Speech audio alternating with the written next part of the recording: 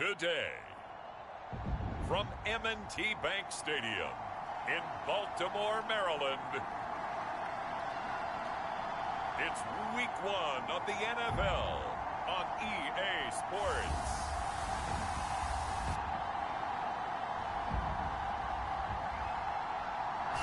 EA Sports coverage of the National Football League brings us to historic Baltimore, Maryland and M&T Bank Stadium. Today, it's the opener of a new NFL season between the Kansas City Chiefs and the Baltimore Ravens. Here's the punter, Jake Bailey, ready to do the honors. And off we go from M&T Bank Stadium. Fielded just outside the goal line. And he will make it back to the 15, and that's it. Good coverage there by the kick team. The KC offense set to go, led as always by the gunslinger, a former MVP in this league. It's Patrick Mahomes. When you think of Patrick Mahomes, you start to think about all of his attributes, and you realize very quickly you can't just put him into one box. No matter how the game proceeds, no matter what is needed, he tends to have an answer for it and plays accordingly. Line of scrimmage, the 15. It's 1st and 10. Shotgun snap to Mahomes. And his first pass here is going to fall incomplete. I think that's how this defense is going to need to play these tight ends. Again, get right up on them and stay physical. And that paid off on that play, helping force that incompletion. Here's 2nd and 10.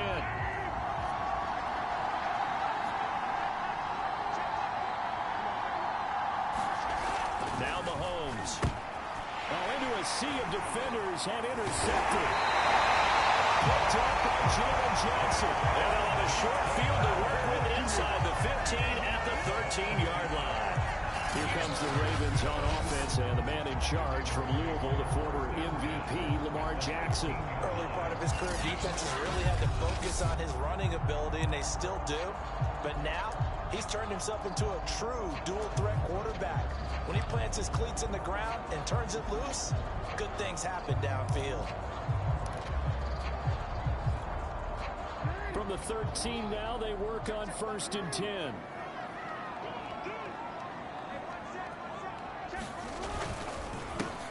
First carry for the former Buckeye, J.K. Dobbins. And strong running there as he's inside the 10 and down to the 8-yard line. 5 yards is the tally on 1st down. That brings up 2nd and 5.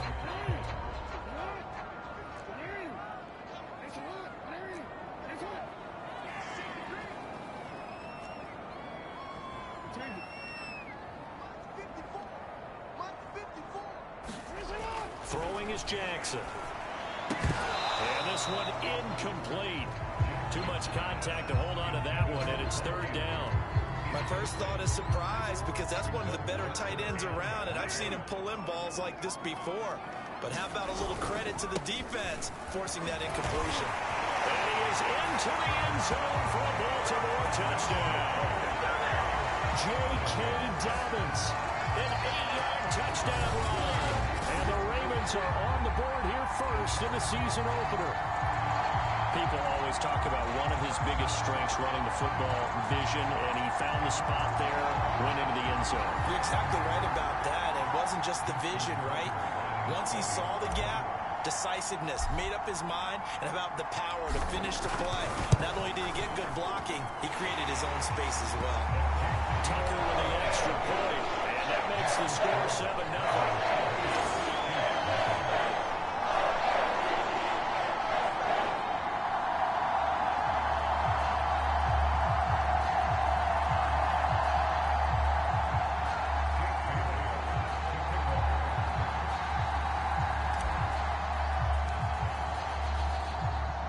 Bailey now to kick it away after the touchdown. Taken in at the 3. And his guys will get the football right at the 20-yard line.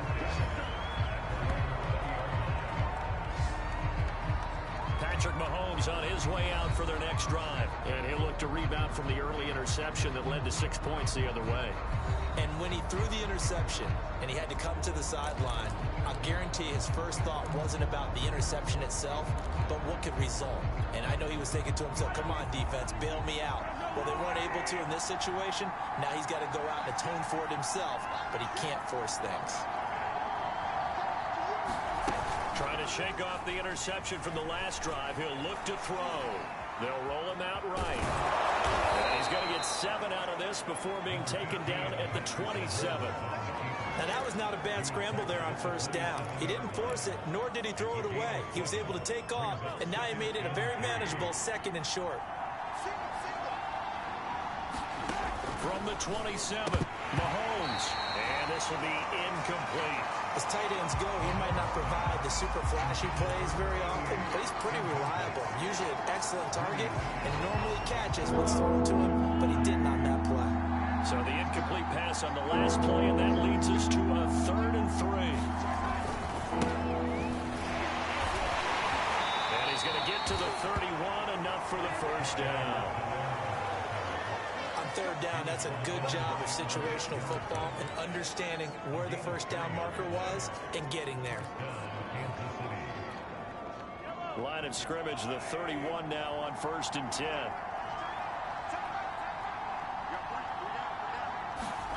To throw, it's Mahomes. He'll buy some time right. And he's going to have to eat this one as down he goes. Justin BK. Able to get him for a loss of about 3. And no matter what the situation, the O-line just hates that because they feel like they didn't protect little brother back there, right? Man, that's just so difficult for them because just think about every single play. When you decide to throw the football, you're dealing with some of the best athletes on the planet. You talk about guys, if they weren't playing football, they'd be starring in the NBA at power forward. It's a really difficult task. Sliding out of the pocket. And the pressure gets to him again. That time they want to get in there and bring him down. He was really focused downfield, but there was really no viable options. The coverage was too good. And the defense really quickened the tempo of that play with their pass rush because there was nowhere for him to go with the football. The only place he ended up, down on the ground. After the sack, things get a little tougher here. 3rd and long for Mahomes and the Chiefs. Mahomes going to throw. And this pass broken up. Excellent coverage there on 3rd down, as that was not an easy one to hold on to. Every offense tells you they want to come out and start fast. That's not unusual at all. But this group, they've yet to get much rolling through their first 2 drives. It looks like they have to give up the football again after this one. And the punt team on now as this one's sent away. A chance for Waddle on the return. 39-yard punt, 6 yards on the return. And the Ravens will take over. Baltimore set to take over here for their 2nd possession of the game. They were successful last time finding the end zone on their opening drive of the season. And they'll get another shot here with a 1st and 10. The drive will commence with a run by J.K. Dobbins. And he's got some space here. And he'll take it into the end zone for a Ravens touchdown. J.K. Dobbins with his 2nd touchdown in this opening quarter. And the Ravens are able to show off their quick strike ability. There's not much that's perfect in football, but that's about as close to it as you're going to get. Score, force a punt, score again. And both drives were impressive. The opening drive was, that last one was. Now on the other side, though, what's your psyche? You're really behind the 8 ball. You got to make sure you just hold in there. Survive the early storm, relax a little bit, and try and get back to your game plan. It's way too early for panic.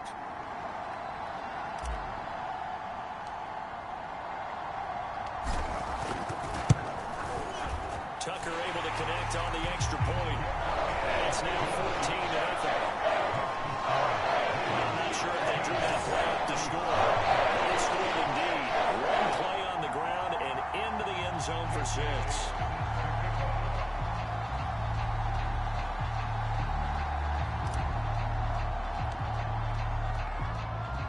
Bailey now to kick it away after the touchdown. taken at about the 1. And he'll take it a yard or so past the 20, call it the 21. KC's offense ready to take over. They've shown precious little here offensively thus far as they try again with a first down now. Now here's Mahomes. It's a short one here, complete to the tight end. And he's able to get this one up to his 30 before he's out of bounds. Give him 9 there on the first down completion. Here's second and a yard. A shotgun snap, and again to Edwards-Helaire. And he is met at the line of scrimmage, and he goes down right there. Not enough there for a first. No gain, as a matter of fact. And it leaves them at 3rd and 1. Bad news, they didn't get it on second down. The good news is they still only need about 3 or 4 inches here on third. And the good play callers have looked at both situations. They thought to themselves, okay, this call, I pick up the first down, already ready with that call. If I don't, this is what I'm going to come back with in order to pick it up.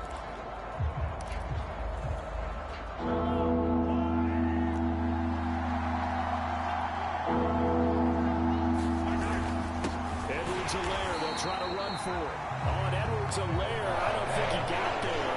He did not. They'll stop him short. Nothing doing on second and third down after that 9-yard gain on first. We talk about defenders, specifically linebackers, keeping their eyes in the right spot. He had that eye down the entire time. And you know that's not easily done because they throw a lot of misdirection at you. They try and fool you and get your eyes in the wrong place. But you're right about that one. He correctly figured that one out and made a really nice play. On 4th down, the punt team is on as this is sent away. Waddle now to return it.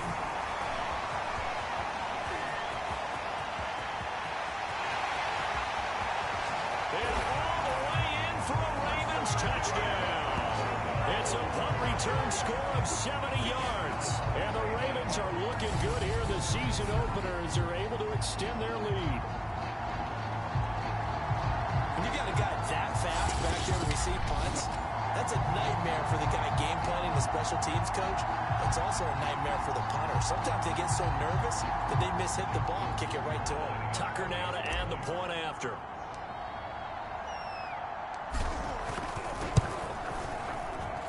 And it is now 21-0. That's no secret. That's why they have him return punts. He has the capability to take him back, and he did so there.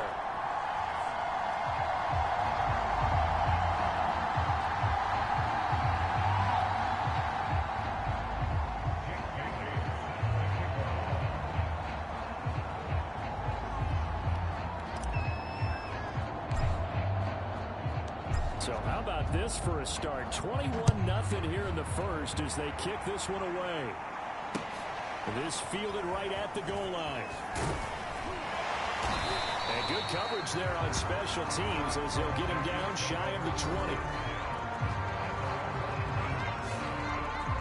Here's the Kansas City offense now as they get set to take over. And some dangerous territory. You're already down 3 scores. A 3-and-out here or an inability to put any points up.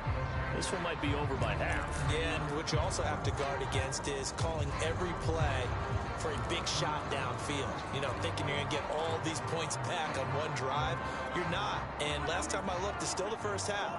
I'm not saying you have ultimate patience here, but you also don't have to go ahead and force everything either. The drive will begin with a run by Edwards-Helaire. And he'll maneuver his way forward for about 4. 2nd and 6. Well, on every play call, you realize it's not going to go for a touchdown. So a lot of your calls are setting things up for maybe later in the game, trying to establish the inside run with toughness now, hopefully get to the perimeter later. And let's face it, you could do worse than a 4-yard run on first down. All that gets him is just a yard, and now it's 3rd down.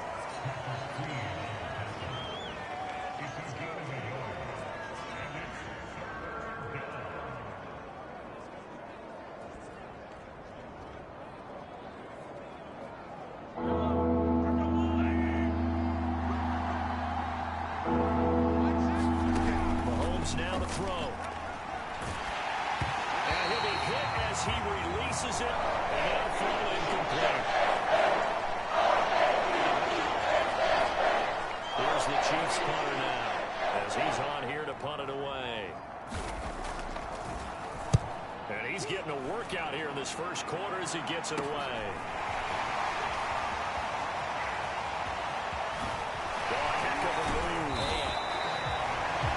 Terrific return there. 27 yards all told.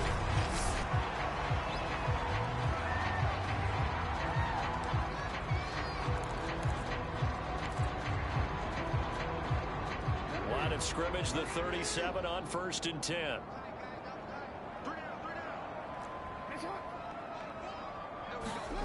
To throw is Jackson.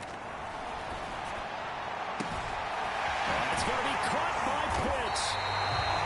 And he's taken down, but not before reaching the 10-yard line. Well, normally you see three tight ends in a formation. You have to think to yourself, this has got to be a run. And I know as a safety, when I saw that, I took an extra step or two towards the line of scrimmage. Instead, they threw the ball, and he found one of those tight ends for a very nice pickup. So not quite a 1st and goal. It's 1st and 10 from the 10. On 1st and 10, it's Dobbins. And he'll find his way down inside the 10 to the 9-yard line. 2 yards on the pickup there. It'll be 2nd and 8. Well, every now and then we have to let a cliche fly, partner. And in this case, what do they say in the NFL? Your best ability is often your availability. This is an extremely durable kid coming out of Ohio State. Carried the ball every time. And he is into the end zone for a Baltimore touchdown. J.K. Dobbins on his way to a monster game. 3 first-half touchdowns. And the Ravens are able to widen their lead here in this first half.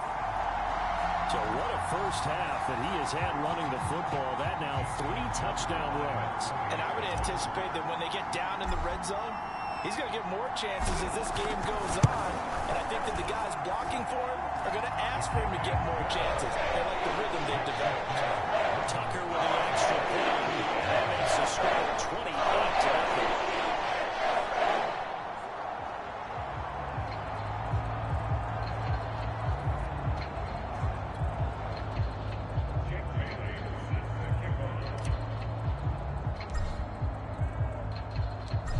Now to kick it away after the touchdown. Taking it about the 1. And no chance to get away as they'll get him down at about the 17-yard line. Tyreek Hill making his way back out towards the huddle. Hasn't had his best day to this point here in the second quarter, and they're losing. You got to think, though, that also means that maybe the defense doing a good job on it. There's 2 sides to that coin. I would agree, so you have to give them credit, but that means you've got to find a way to beat that defense and make sure one of your top playmakers touches the football and has an impact on the game. Change formations, change where he lines up, put him in motion. Anything possible to shake him free. Maybe that greater impact comes here on this drive. It's a 6-yard gain on the ground, and that'll make it 2nd and 4.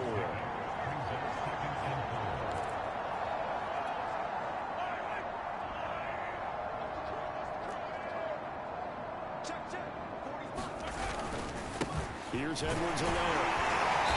And this time he's not going anywhere. They'll get him down right at the line of scrimmage. They'll say no gain on the play there. Now it'll be 3rd down. Some of these play calls, I think they're a little conservative, but you know me, because it's easy to sit up in this booth, right, and make all the calls and think I'm going to be correct.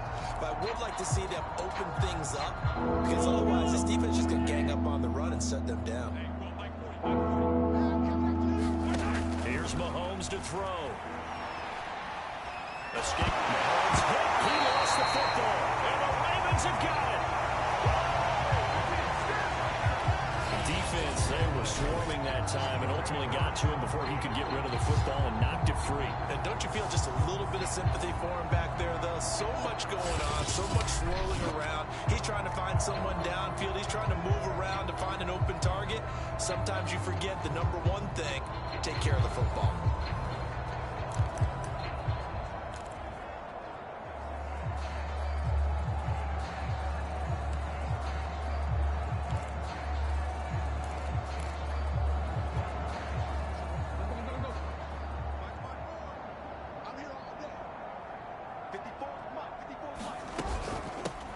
first down. Dobbins. He's to the 10. And he'll take it into the end zone for a Ravens touchdown. J.K. Dobbins on his way to a historic performance. 4 first-half touchdowns. And the Ravens are able to strike quickly to add on to their lead. So a good start to the campaign so far for them here in week 1. Yeah, all the things that you dreamed about in April and May and that you worked on in July and August, getting ready for this game, it's all coming together so far.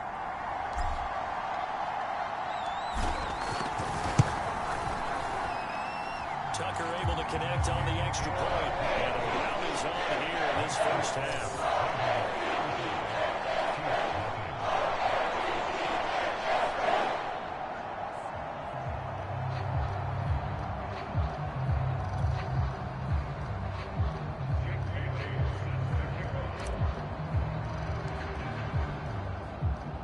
Bailey now to kick it away after the touchdown.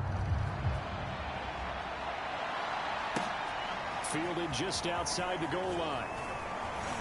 And he'll get it up just past the 20 as his guys will go to work at the 21-yard line. The KC offense and Clyde Edwards-Helaire getting the ball back here. They haven't been able to get him on track. They haven't been able to get this offense on track. No points so far. Maybe it's time to start doing a few different things. Throwing the ball a little bit, maybe featuring other people touching it for a while. And then you get a chance to come back to him when things have changed a little bit. They have to make an adjustment. Still time for him here as we sit in the second quarter. Oh, it's time to give a little credit there to the defense. They played that very well because it was a drag route, and he ran a little shallower than normal as he worked straight across the field. He was hoping he'd get lost behind the defensive line, but once he made the catch, nowhere to turn upfield and gain any yardage. And he's taken down, but able to slip across the 35. Well, to me, this leads to the question, do you admire the way he puts his body out there all the time, or do you think he should protect himself a little bit more? Well, he's been on the ground several times with all those sacks that he's taken. So, I don't know, I kind of admire him not sliding down there, don't you? I'm with you on that one. The meter definitely leans towards admiration. And he'll work this forward for about 3 at second down. Not the kind of gain that we'll go absolutely crazy for, but it's the kind of gain that you need to have when you're running back in the NFL. And Clyde Edwards-Helaire, with that low center of gravity and strength, he's going to get those tough, gritty yards for you when necessary. From the 40 now on second down, Mahomes. And he drops it incomplete. And their struggles continue here. It's another zone defense. It looks like it's open for possibilities, but they did a nice job patrolling the middle of the field and forcing an incompletion. The Chiefs on third down. Just 1 for 5 to this point. This is 3rd and 7. Working from the gun, Mahomes. And this time he's got the hook up. It's complete. And he will have a Chiefs first down as they're able to get the third down conversion. That was a route run not just with dexterity, but with intelligence. Found the hole in the zone, made sure the quarterback saw him, and was able to make the sure catch and flip the down marker back to 1. Throwing on first down is Mahomes. They'll set up the screen to Edwards-Helaire. Had a great strong move, but he'll still be stopped shy of midfield. That catch good for only a couple. Boy, that one was well read defensively, and this is all about diagnosis as a safety and being decisive because he saw it setting up in front of him, able to knife through there and make the play.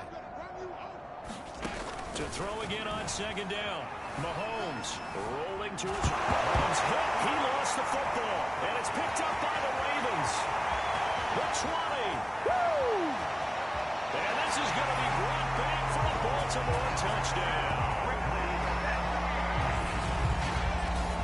This first half has been a nightmare for that offense. Defense just dominating them. And when you're picking up the ball, picking up their mistakes, and taking it the other way and putting it in the end zone, that's a defense's dream. They're having that type of a game. Everything that can go wrong has gone wrong for this offensive unit.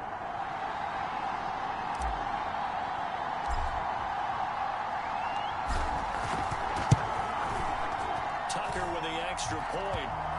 And that will extend this big lead. So not only the cough on, but then the pickup on the other side, the scoop, and the score the other way. touchdown.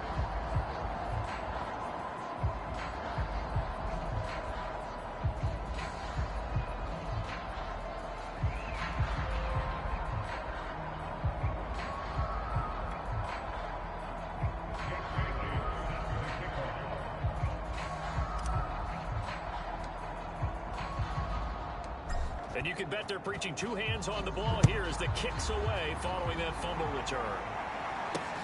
Taken in at the 3. And no alley to be found. The coverage was solid, and he's dropped at the 18. The Chiefs offense and Tyreek Hill heading back out onto the field. A chance maybe here for them to get him more involved. They're down here on the scoreboard, and he's been very quiet. And the silence has been deafening for his team. They don't need that at all. They need fireworks. They need explosive plays. They need him touching the football in any way possible. Maybe go to some jet sweeps. And now a fumble. The ball's out, but this will get out of bounds, so possession will stay the same. 1:57 to go in this first half on EA Sports.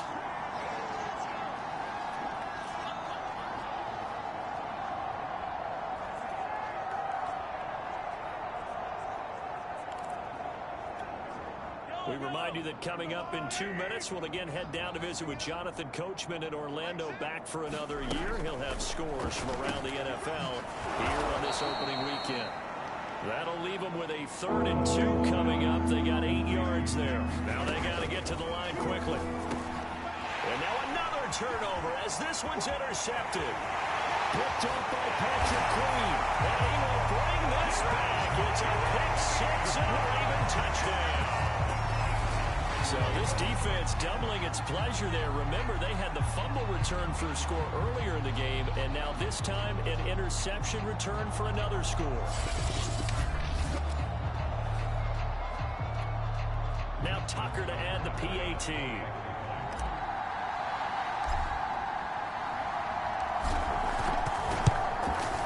And the route is on here in this first half. So the defense creating some points, not only getting the interception, but then returning it to the end zone for the pick 6.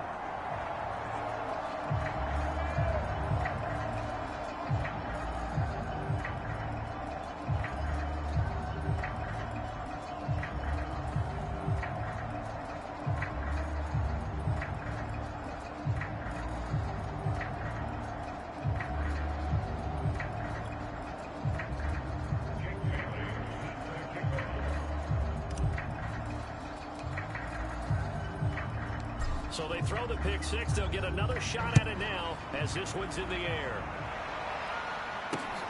This will be fielded inside the 5. And he had no room to run as he's tackled down inside the 20. Out comes Patrick Mahomes and the Chiefs offense. In second quarter, they're down big already. He's struggling as well. They've got to find something here. He's got to find something on this drive. And sometimes you take on all that extra pressure on yourself, and maybe you have to disperse it a little bit. Lean on some other people. Lean on your teammates.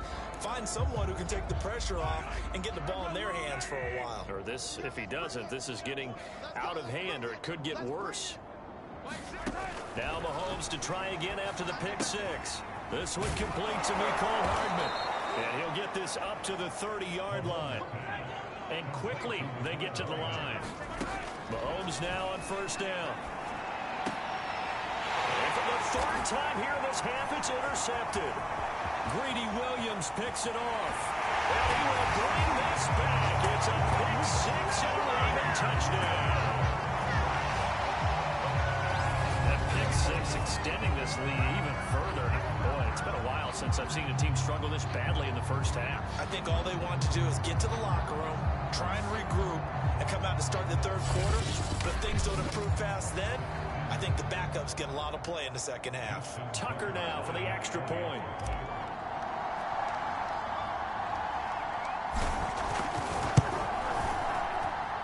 And the route is on here in this first half. A heck of a play there defensively, getting the interception, navigating his way into the end zone for the touchdown.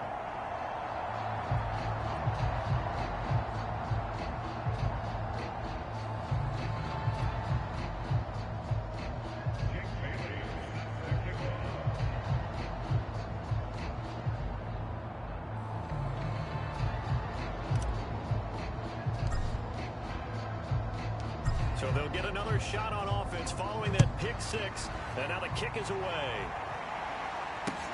From the 6.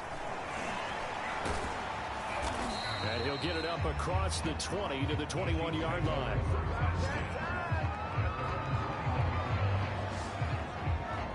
The Chiefs going to go back on offense here late in this first half as they take over with exactly 1 minute to go here before intermission.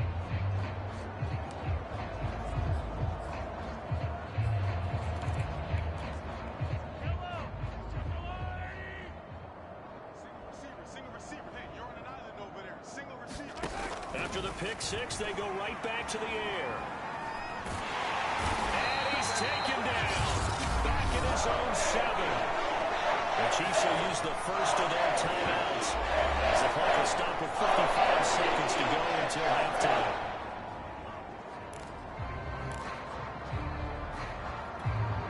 Sacks, a growing theme in this first half. This is 2nd and long. Another try after the first down sack. Mahomes. Now a swing pass. It's Edwards-Helaire. And he's able to get this one up to the 8-yard line this time. It'll be a gain of just a yard. And they're going to be staring at a 3rd and long here.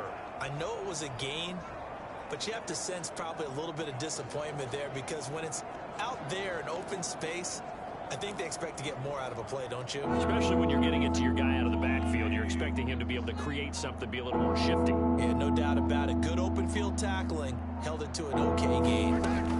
This time they stay on the ground. And they'll indeed stop him on 3rd down. And now what do you want to do with your timeouts?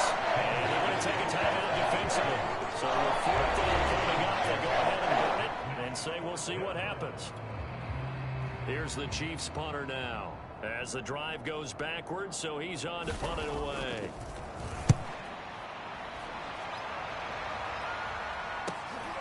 And he'll take it on this side of midfield. And he's going to be out of bounds, but not before he takes it inside the 40. So we've reached halftime here on opening weekend. As we'll send you down the coast now to Orlando, that's where we find Jonathan Coachman ready with our... All right, we will save the Week 1 highlights and apparently get right back to the action here in the 3rd. We'll see if Week 1 fatigue becomes any kind of a factor as we are back underway in the 2nd half.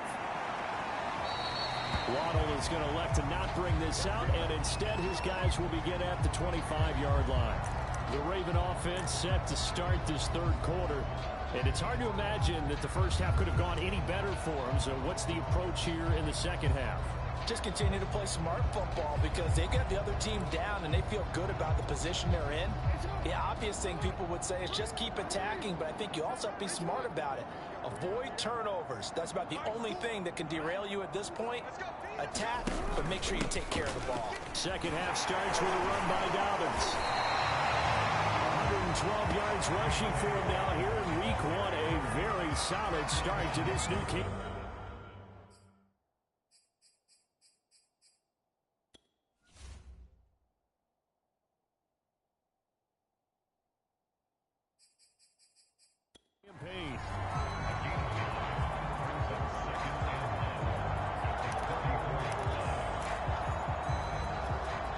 Maybe a good spot to take a shot. Here 2nd and a yard from the 34. They'll go again with Dobbins. And he'll bring it up here to right at the 40-yard line. Well, you certainly have to give a little credit here because they're playing this game now at their pace. This is ball control football, sustained runs, taking their time and making it work. Trying to lay one up deep. And at the 7-yard line, the catch is made. And all the way in for the Ravens touchdown. Rashad Bateman, 60 yards. And the Ravens continue to pour it on. And there, Charles, he lined up out left, ran the post, caught it over the middle, and the rest, as they say, is history. And you have to love the scheme that they just showed there, because if you're going to run a deep post, you ordinarily have to get a safety out of the middle of the field. And you do it one of two ways, either by running routes at him that carries him away from it, or you either freeze him in the middle with routes that run underneath so that he doesn't get depth. Then you throw it over the top, And boy, what a successful play that was. Tucker able to connect on the extra point. And the lead will swell by one more. So a 75-yard scoring drive on just 3.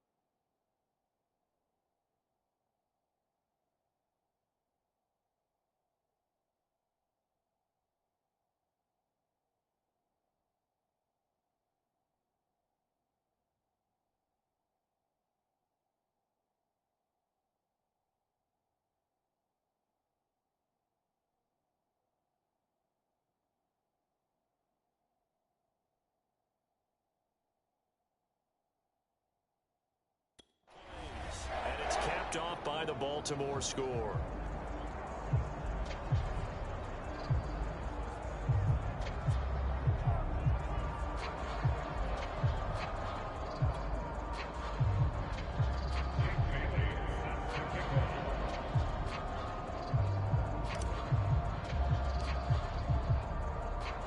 Bailey now to kick it away after the touchdown. This one fielded at the 5.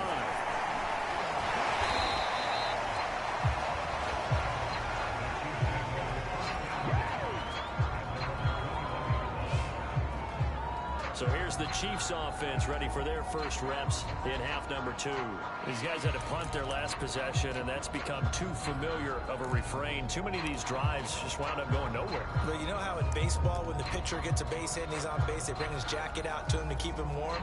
A lot of times the punter goes to the sideline, puts on sweatpants or a wrap over his leg to keep it warm. He might need a massage from the trainer right now from all the work he's getting. Now a throw over the middle, and he's got it to start the drive.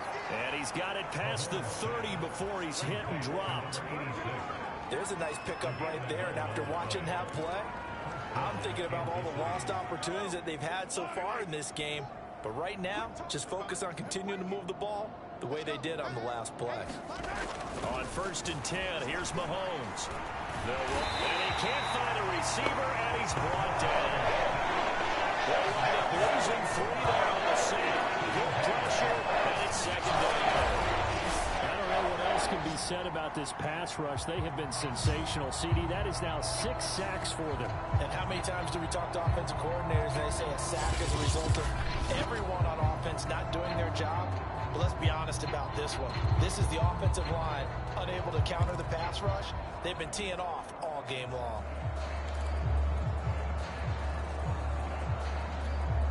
$13 yards remaining on 2nd down. Edwards-Helaire as they run out of the gun. And his rough afternoon continues. He's going nowhere again. Now it appears we've got an injured Raven down there on the field. Hate to see this. Week 1 of the season. We'll be back. These guys have punted 4 times already, and they're staring at a 5th, barring a conversion here on 3rd down. Looking to throw is Mahomes. And his pass is intercepted for the 4th time today. Picked up by Michael Ojemudia. And he will bring this back. It's a pick 6 and a Raven touchdown. It goes without saying, but I'm going to say it anyway. That's a ball he would like to have back, and it lands right in the lap of the defender from there. He doesn't have very far to gets to the end zone, and he got there in a hurry.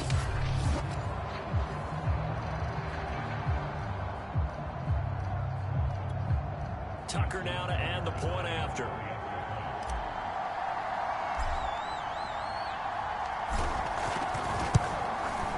And the lead grows even larger here in the third quarter. So the defense created some points, not only getting the interception, but then returning it to the end zone for the pick six.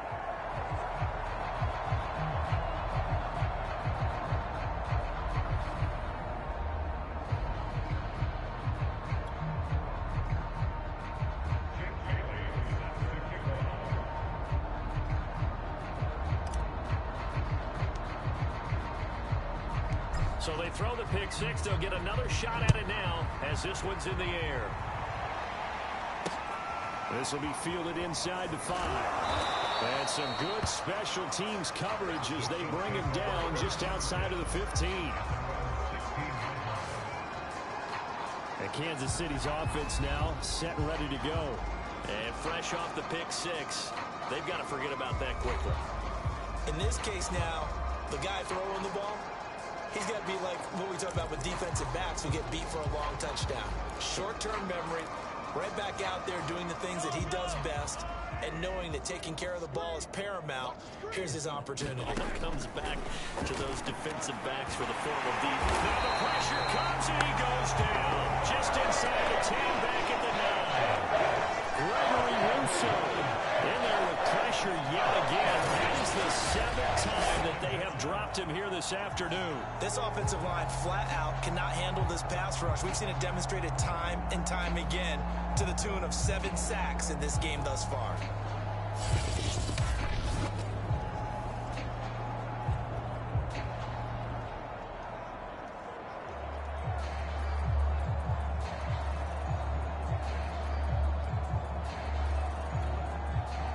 To dig out of here, 2nd and 17. Another try after the first down sack.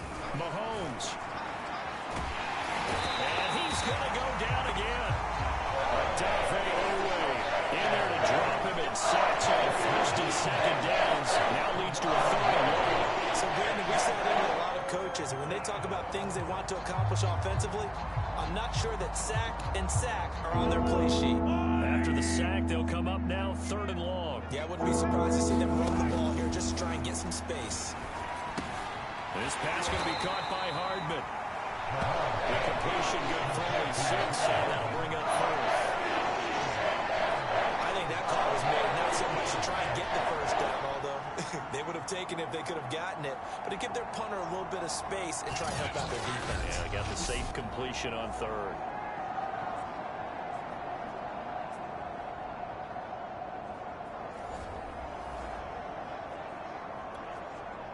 Here's the Chiefs punter now as he's on for the 5th time here today. And he deserves a bronze leg as he gets this one away. Fielded at the 43. And they'll have it in the red zone before he crosses over out of bounds. A tremendous return there, 39 yards. And this offense set up with a very short field. 1st and 10 inside the 20. And the football back over to Baltimore and J.K. Dobbins. He has been a touchdown machine. It has been enjoyable to watch. And the scoreboard continues to light up as a result of his efforts. He's been a blast, though. Every time you look up, you just figure if he's got the ball in his hands, he's going to end up in the end zone. It's been that kind of a game. Absolutely. Now you just keep waiting for more. Well, I certainly don't want to pile on, but this defense has just not been up to the challenge in this game, and this continues as we see here. Coverage, not been very good. Soft in spots. There's an easy throw and catch for another first down.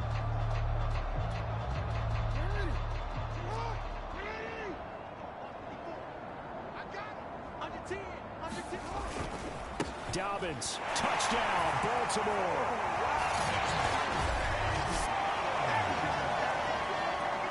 So they brought the extra bulk in down on the 1-yard line, and they're able to push this one across. Yeah, I can just see your face right now because I know we're mind melding on this one. Coach Madden would love this. Power football, hat on a hat, chest to chest, driving forward, touchdown. Tucker with the extra point, and that will extend this big lead. Well, that drive started with not a whole lot of real estate in front of them. In plus territory, excellent field position. 2 plays later, pay dirt.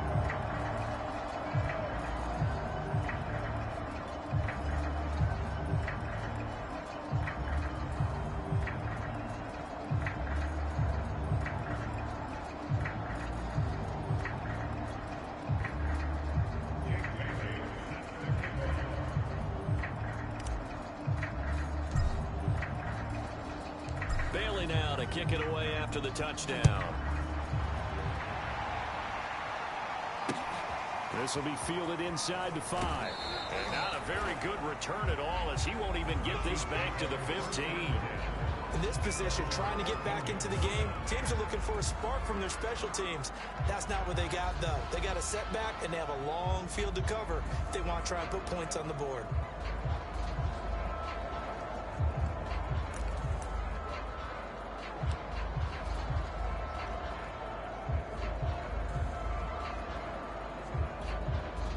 Mahomes will lead the Chiefs up 1st and 10 at their own 14-yard line. They'll try and start this drive in the air. Over the middle, complete. That's Hill. And brought down, but not before they're able to get it up to the 25. Well, maybe this offense has learned something from watching their counterparts work. I wonder if their coaching staff said, let's do what they've been doing the entire game, because that's worked well. This offense, they have not looked particularly good all game long. But a nice throw there for a good gain and a first down. Mahomes taps this forward. It's a jet sweep. And from the 25, they work this to the 29, a gain of 4. That's a nice job there defensively, being able to diagnose that little touch pass. They saw it coming, converged on it before he could get much out of it. 2nd and 6, just inside the 30. Throwing now is Mahomes. Quick hitter here, it's complete. An ex-teammate used to tell me all the time, I hate experienced quarterbacks because no matter what, you really can't hide what you're doing. And I think that right there, he knew right away where the blitz was coming from, where his primary guy was going to be, and he ended up going to a secondary target for a nice game. I was just going to ask you, that wasn't the primary target, and he's so good at that, isn't he? I think he knew right away that he...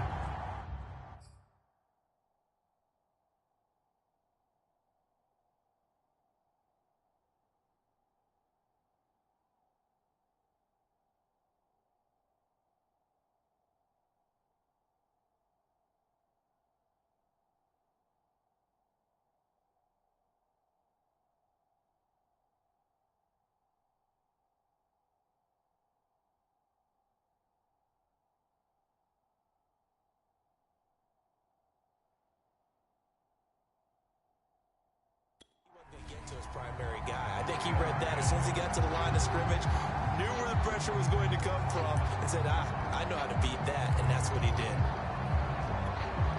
2nd and 10, 3rd quarter of the season opener. They'll look to throw again. And it's a short one here, complete to his tight end. They do get a couple, but they'll be left staring at a 3rd and 8 coming up. Not a big window to throw. Coverage wasn't too bad there. Yeah, they had him under wraps pretty well, but somehow able to muscle his way open and catch the ball.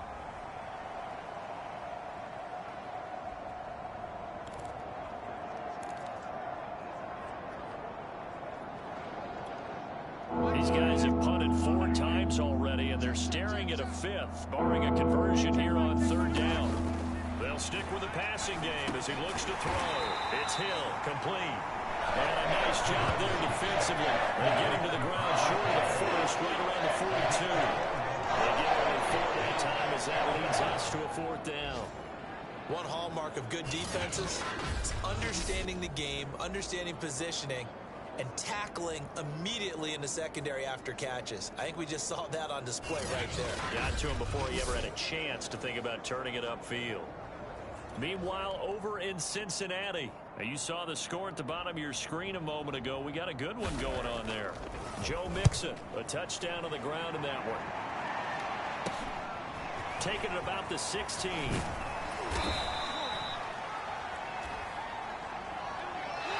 We are through three quarters here on NFL Kickoff Weekend. You are watching the NFL on EA Sports.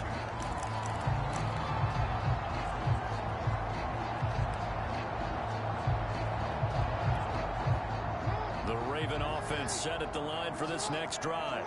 And this is really the start to the season that you're hoping for if you're a coach or a player. They've got the big lead here in the fourth quarter, and now can really take some time off the clock. Meanwhile, Jackson's throws on target to Duvernay. And out across midfield down to the 45. Well, I have to tell you, just one word keeps coming to mind from watching them this afternoon, and that's impressive. They have been impressive from the opening kickoff, and they haven't let up here even into the fourth quarter.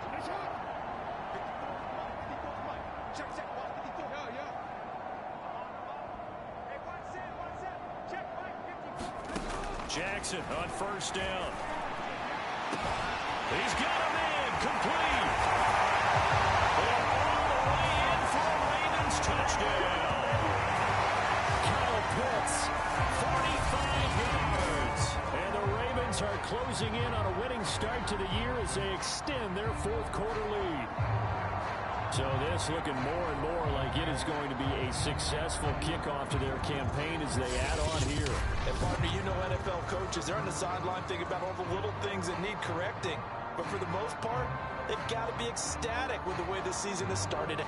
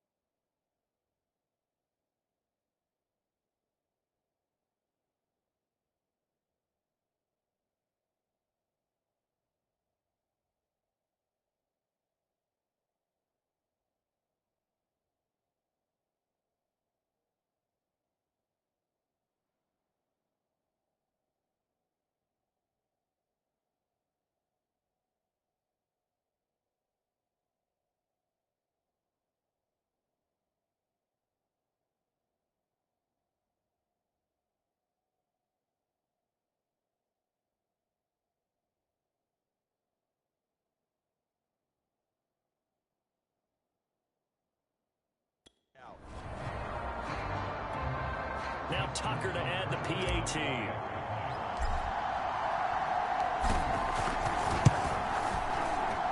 And this one was over a while ago as they just add on to their big lead. The long touchdown pass gets them 6 on a very, very tiny two-play drive that time.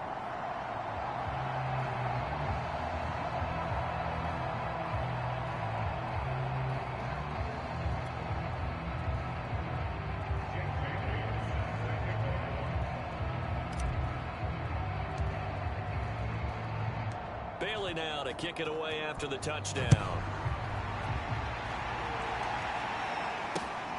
This will be fielded inside the 5. And he'll get it up past the 20 to about the 22.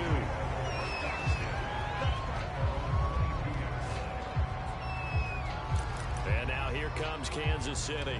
And they knew coming in that this would be a tough place to go in and win a season opener. But this has just been a performance, to be frank, not to be proud of here as they trail big in this fourth quarter. Mahomes hit. He lost the football. But it looks like the Chiefs are going to get it back.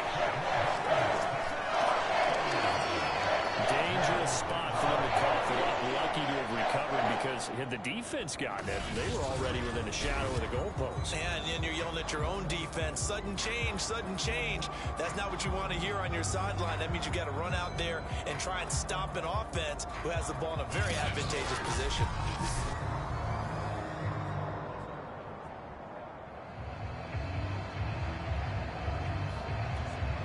So they keep the ball, but work to do on 2nd and long.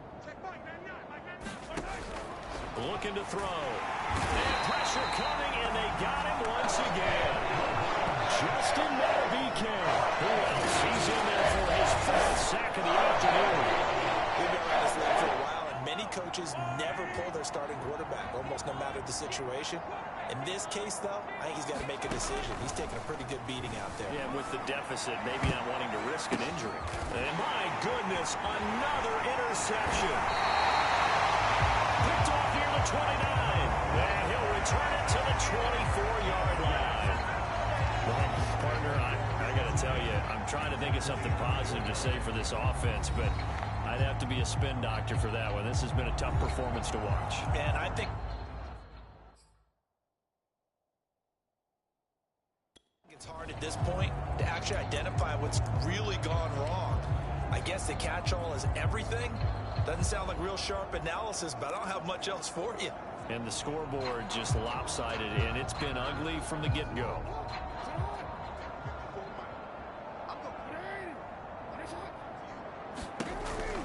They'll run on 1st down. Dobbins, and maybe a measure of revenge there. He's had his way in this one, but this time they get him behind the line. Officially, it's a 1-yard loss. That's going to bring up 2nd and 11.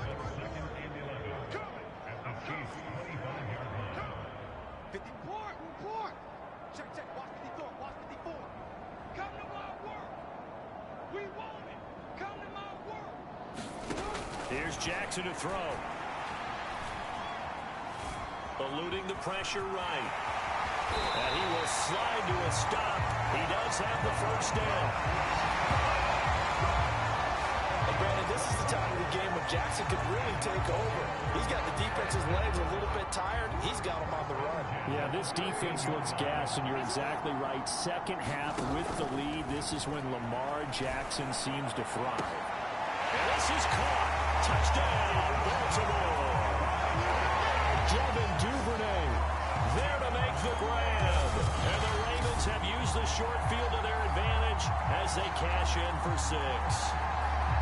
I think all teams probably like seeing that schedule for the first time, looking at week 1. Oh, good, we're at home. This is why you want to be home in week 1. They're looking sharp. And I agree with you totally. That's what you want. But there carries a little extra pressure with that as well, because you and I both know protecting the home field, winning your home games is paramount in this league.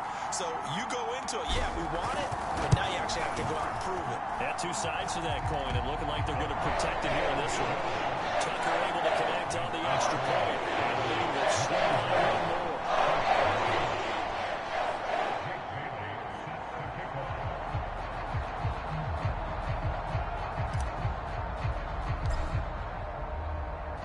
Bailey now to kick it away after the touchdown. Taking it about the 1. And he's only going to make it to the 13-yard line and no further. In this position, trying to get back into the game, teams are looking for a spark from their special teams. That's not what they got, though. They got a setback, and they have a long field to cover if they want to try and put points on the board.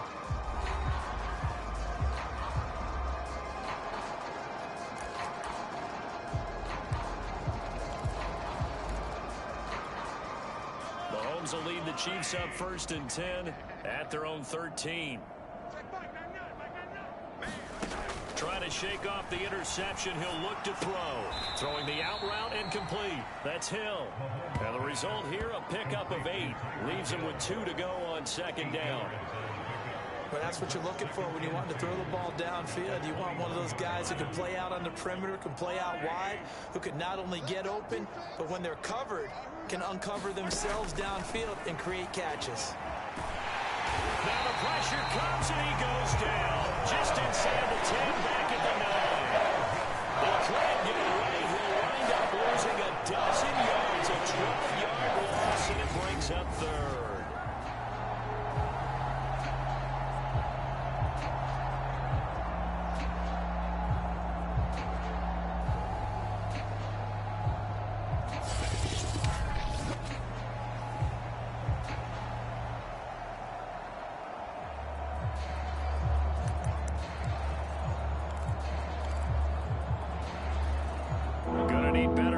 Here, 3rd and long following the sack for Mahomes and company. Back to throw here. So no sack. He gets back to the line of scrimmage, but he will still bring out a 4th down. And while he did a good job of sliding around in the pocket, there was nowhere to go with the football, so he had to take off and try and run. He just got back to the line of scrimmage, no gain.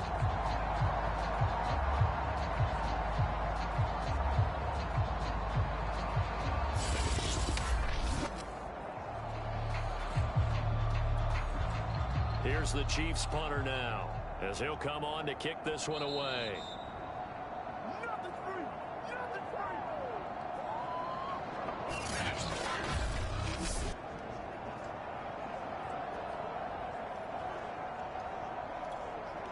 So the Chiefs in possession of the ball as we welcome you back. They come up on a 4th down situation with things not looking particularly rosy. And taken at the 46. Yeah, he will go out right near the 35-yard line. Give him 11 yards that time on the return. And the Ravens set up well to begin their drive as it'll begin in enemy territory already. And now Baltimore gets set to take the field. And a few kneel downs should just about do it. Now, defensively, they do have all 3 timeouts, but very little reason to use them at this point.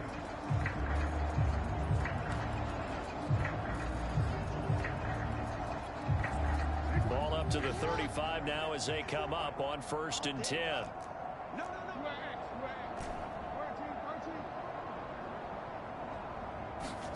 And despite the late lead, Jackson to throw.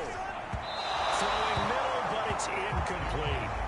They are certainly not letting up on the pressure in this one, and oftentimes you hear this expression, all gas, no break from defenses. But in this case, it's the offense still throwing the football up big in the 4th quarter. On 2nd and 10, Jackson. He'll take a shot for the end zone. And give him another 6. It's gone for a touchdown, and the blowout continues. You have fun with this one, Paul? And now it appears that the referee's been buzzed, and he'll give a review. And this being inside 2 minutes of play, everything coming from up above.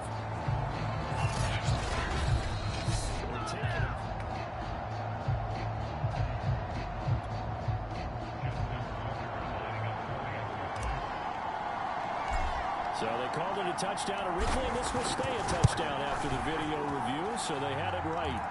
Tucker with the extra point, and that will extend this big lead.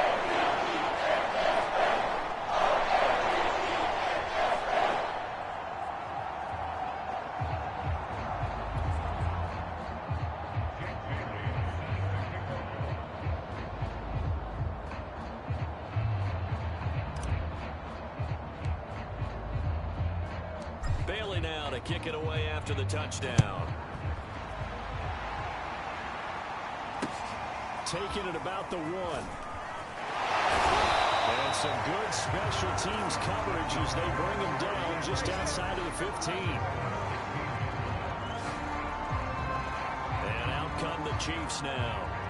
And let's face it, this drive is not going to have any bearing on this game, but it's kind of important for one reason, isn't it? It certainly is. You got to get points. And, okay, all right, I'm being facetious here.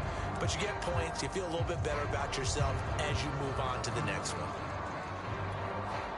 So the ball down to the 16 here for 1st and 10. They'll come out throwing here to start the drive. Completes it to Hardman. And he's taken down, but not before he gets this across the 25-yard line. Offense for them has been at a premium. You wonder where plays like that have been all game long. They're thinking the exact same thing themselves, but they're also looking forward now, because now these plays are really for next week, trying to get some momentum going. Oh, he dropped it. And that's pretty indicative of the way this one's gone. That incompletion is not a surprise with the way that this one has gone, and the frustration, the body language is evident everywhere. This team, they've really been put through the ringer in this one. To throw once more on 2nd and 10. Mahomes. And able to break one tackle, but then quickly brought down. But a nice little gain. 9 yards, not quite enough, and they'll be left now with 3rd and 1. When you see zone defense and you know you've got a drag route on as your primary call, you've got to be really careful as a passer about how far you let your guy go, because he might wander into some tough coverage. Oh, had his hands on it, couldn't bring it in. Pretty symptomatic of how this game's been going. This has been a week when you put a mildly for him, and after this one's done, you just feel like at the post-game press conference, this team's going to have a lot of questions and definitely not a lot of answers. So they're forced to punt on 4th as this one's away. Just 34 yards on the punt there, no return. And out will come the offense as they take over.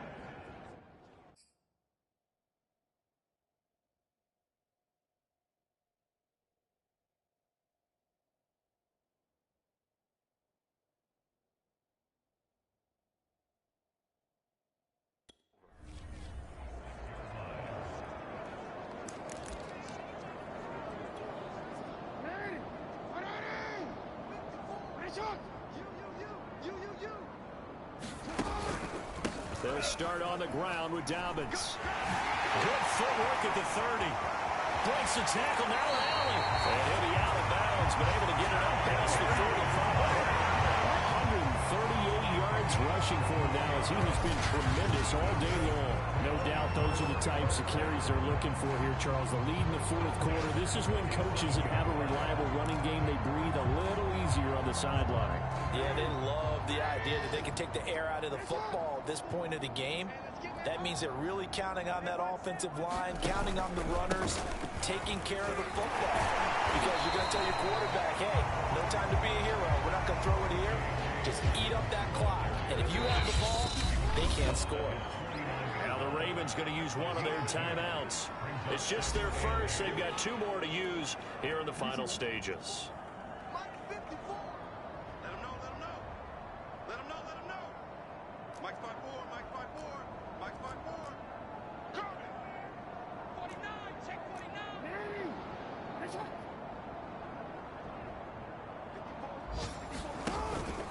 On 2nd down, a run with Dobbins. And he'll take it across the 50 and into Chief territory.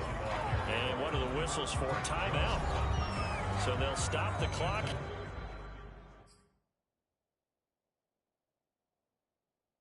Here in a game that's been decided in the closing seconds. The coverage unit out there thinking pass on 3rd and 3.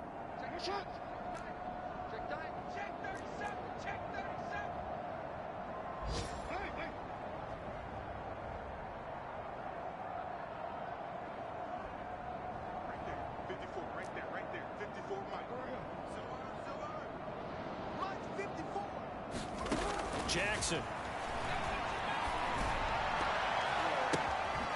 They'll find Dobbins out of the backfield.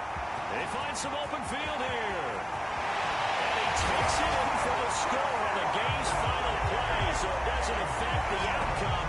But a little whipped cream on top to their ending. Or as our friends in Bayou Country would say, that's a little lagniappe, a little extra on top. Well, partner, when a team's up this big, this late in the game, I always wonder what's their motivation, because if it's me, I'm thinking about pulling on the reins a little bit. But for them, I don't think think it's in their DNA. It's not in their head coach's makeup at all. I think his opinion is, you stop us, we're not supposed to pull back ourselves. So the final seconds tick away in this Baltimore victory. And I tell you what, Charles, this might be about as good as it gets. They were incredible. Yeah, offense was in fine form. The defense threw the shutout at them. I think they worked in concert together. What I like about the offense was they held the ball pretty well. You know, time of possession, exactly what they were looking for in this one, and that helped out their defense. Didn't have to be out there the entire time. So when you do that and you're out there fresh playing, off a little extra spring in your step, and it showed up in this one. They had a ton of spring in their step. Impressive victory. So for the Ravens, you can't ask for a better start as they pitch a shutout here in the opener. And they'll get another home date next week as the Jaguars will come to town. Meanwhile, for the Chiefs, they go down to defeat here in the opener. And they will get a home date next week as they will take on the Buffalo Bills.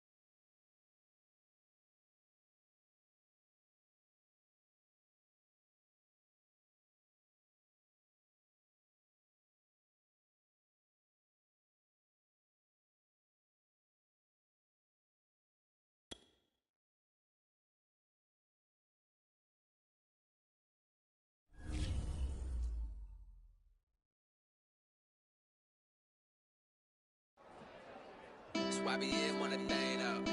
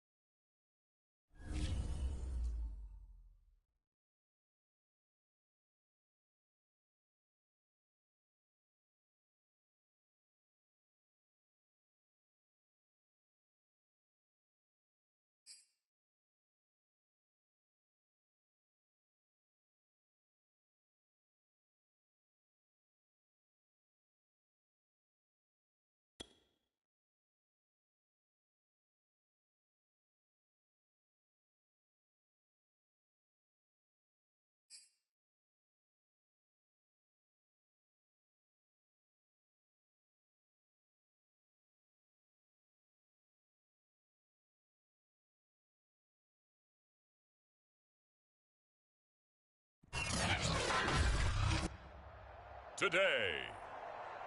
From M&T Bank Stadium in Baltimore, Maryland, it's Week 2 of the NFL on EA Sports.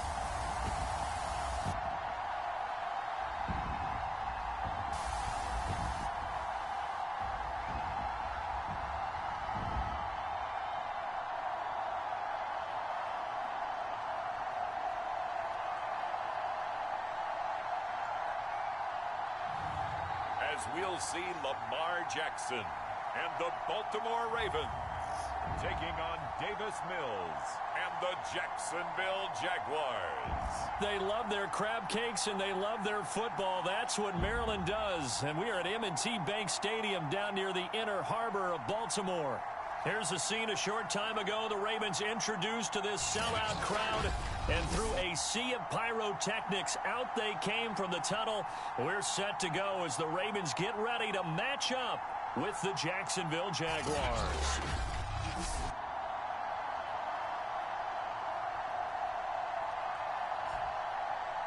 Alongside Charles Davis, I'm Brandon Gaudin. And Charles, you look at this Raven team as they get ready here. They've been buoyed by getting 2 home games right at the start, and they come off a good victory in Week 1. And how about that defense last week? They pitched a shutout, and it's really more like a no-hitter because they absolutely dominated that game from the opening whistle.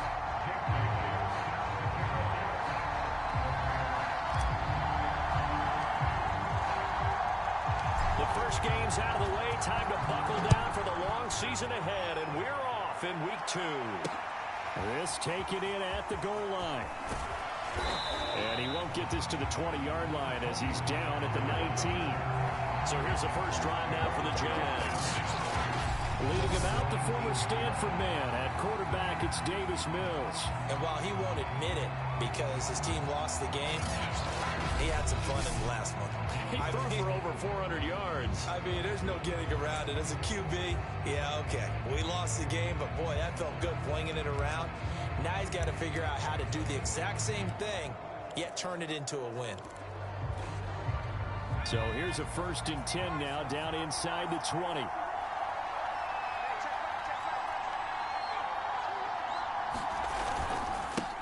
They'll run it. This is James Robinson. Stopped at the 24-yard line after a gain of 5.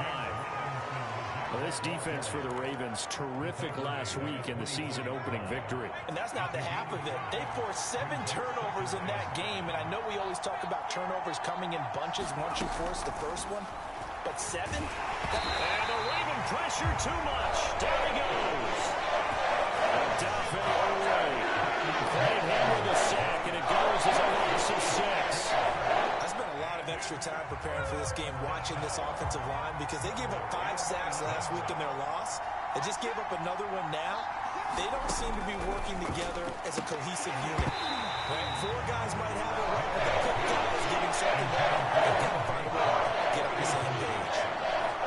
So on 4th down, kicking it away here, Michael Palardy. Jalen Waddle deep to return it. And just a single punt for him in the loss last week as he sends this one away. It'll wind up just a 35-yard punt, no return. And possession will switch hands, 1st and 10. The Ravens offense going to work, and as usual, it's Lamar Jackson, the former MVP of the league, at the helm. And he comes off an incredible performance in the opener, 5 touchdown passes. Now look, you always want to start strong, but I think that's more than anyone, including himself, could have expected. Jackson and the Ravens come up now 1st and 10 at their own 43. They'll run for the first time with J.K. Dobbins. And he'll push his way up to about the 44 here. These are his numbers from last week's contest. Charles, how do you think he ran the football? I thought he definitely had his moments. I did think that they could have utilized him a little bit better, and I'm definitely going to keep an eye on him to see how they're going to use him this week. First carry now for A.J. Dillon. And he's going to take this across midfield into Jacksonville territory. And he's able to get most of what he needed on the carry there. 7 yards on the gain, and it's 3rd and 2 now.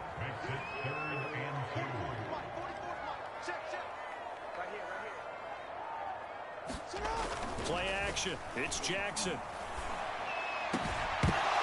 And he will not be able to hang on through the contact. It's incomplete. The coverage strong, and now it's 4th down. Nice play there to force the incompletion. And to me, one thing's for sure.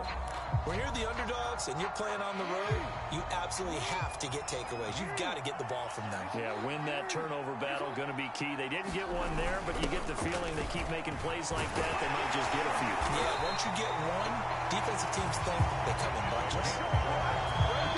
Surprised at all that they went with a fullback there?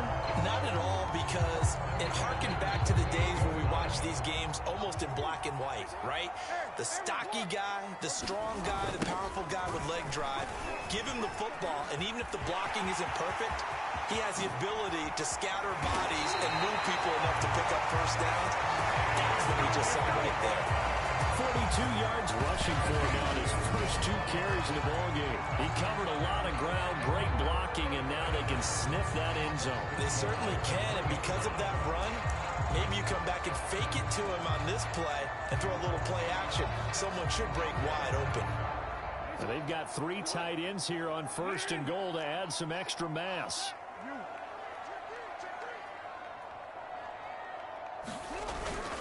Dillon. And he will take it in for a Ravens touchdown. A.J. Dillon, his first touchdown here of the new campaign. And the Ravens have taken the early lead. Just power football there, down near the goal line. Give it to him. He's able to push his way across. Yeah, they went heavy there. Sometimes you have those big offensive linemen come in, have to report like they're eligible. But all they're doing is getting a good stance, blocking, and getting their runner across the goal line.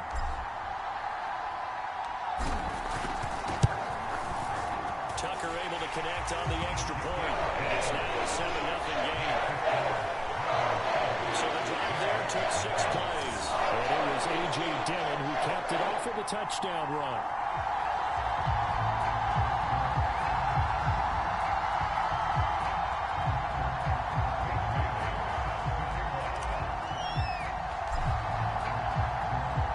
Bailey now to kick it away after the touchdown. On the return, Tony Pollard from his end zone. And in hindsight, probably should have taken a knee as he only gets this out to the 16-yard line. So time to see Jacksonville again on offense for the 2nd time here in this game. And on the first drive, 3 and out. And I know that these are professional athletes, but I would imagine sometimes you get the nerves at the beginning of a game still, don't you? Those don't ever go away. And typically, what I've heard from guys and what I remember from playing, if you don't have nerves at the start of a game, it's not going to be a great day for you. You're not really ready to play. So finding a way to harness those nerves and not let them affect you in a negative way, that's what all the guys are looking for. They'll lose a yard there, and it's 2nd and 11. Sometimes you just sit back and marvel at what he can do defensively. Speed, strength, quickness, he's the whole package. And that package just wrapped up the runner for a loss. They go play action. Now the pressure comes, and he goes down. Just inside the 10, back at the 9. And Oliver breaking through to get him to the ground. It's a loss of 7. Well, that's a pretty darn good start to his season, huh? A sack in the opener, adds a 2nd one here. That tells you about his offseason. He came in determined to have a big year, and it's paying off.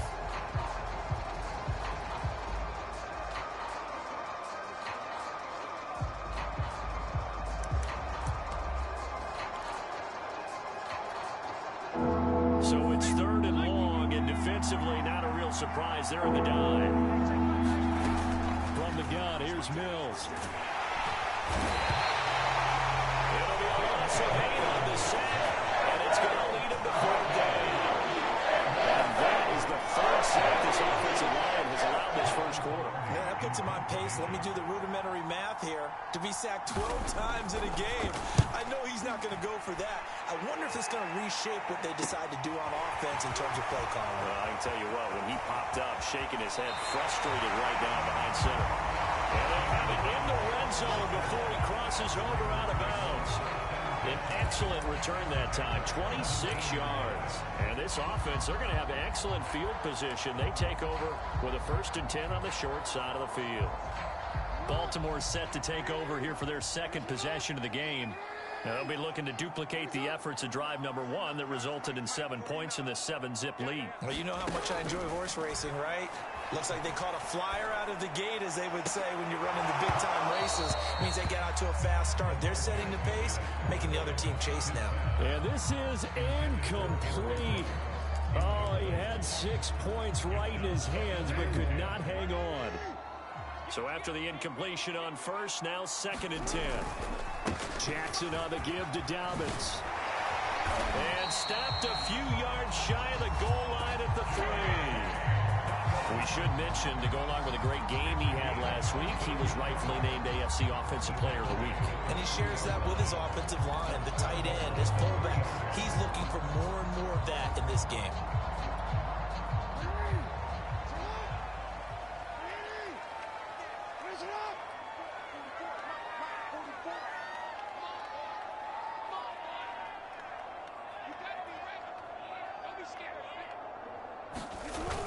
They'll try to run with Dobbins. And he is into the end zone for a Baltimore touchdown. J.K. Dobbins with touchdown number 7 on the year. And the Ravens lead this now 13-0 here in the opening quarter of the ball game.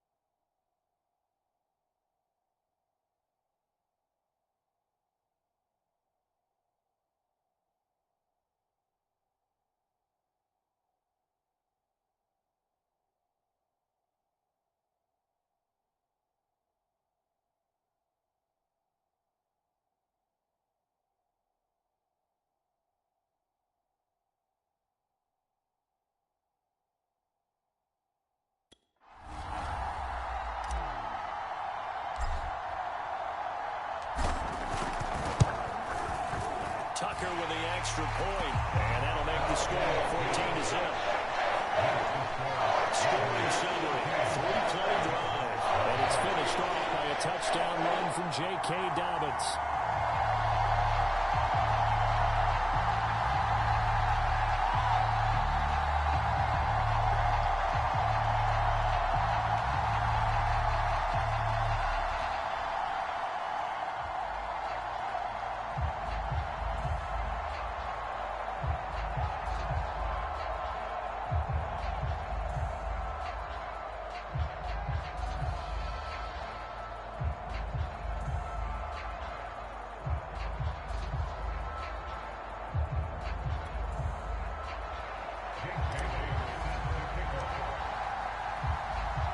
Bailey now to kick it away after the touchdown.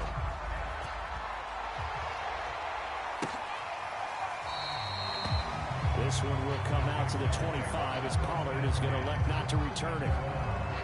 Now here's the signal caller getting ready to lead this offense again. And I guess the question, Charles, is what's the formula for keeping him better protected? Because as we see, the protection, it struggled. And normally what you get is renewed determination. When the big guy gets hit, that usually sparks people. Hey, we can't let this happen anymore. They take it personally. He's not supposed to be on the ground, but that hasn't been the case so far in this game.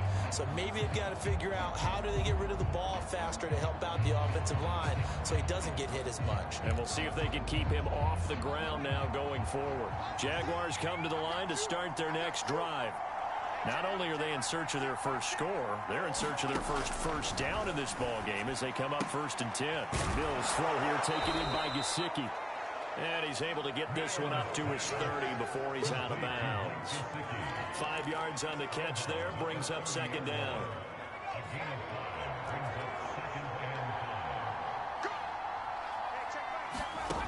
Now Mills. Able to get away. And a big loss here as he's taken down. The defense rising to the challenge and sending him back on the side. 3rd and 20, and no surprise the defense in the dime. Looking to throw is Mills. Nowhere to go here. He lost the football, and it's picked up by the Ravens. And this is going to be brought back for a Baltimore touchdown. So the defense forces the fumble. They get the score, and a guy on defense becoming offensive there, Charles. And you know they love that. Any guy on defense loves to pick up the ball and have it in his hands and try and score himself. In this case, that's exactly what happened. He'll be singing in the shower postgame. Tucker now for the extra point.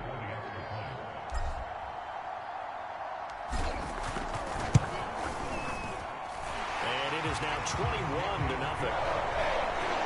The scoop and score, always an exciting play in football, and we witnessed it there, grabbing it off the ground and then rumbling it into the end zone for 6.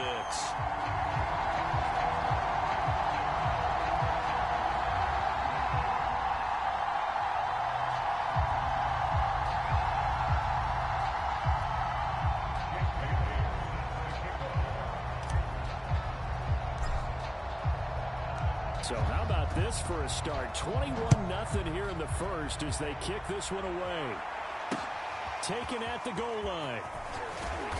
And he will be brought down here inside the 20. Good coverage as he's dropped at the 17.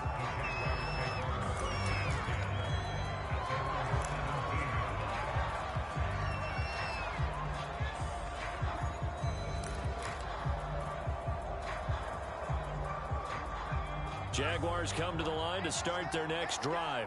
And they'll be looking to start fresh. Just a moment ago, they were backed up, coughed up the football, and then saw it go the other way for 6 points. I just wonder, partner, sometimes they put such an emphasis on things. And, you know, in that situation, as they ran out there, they were told, take care of the football, don't cough it up.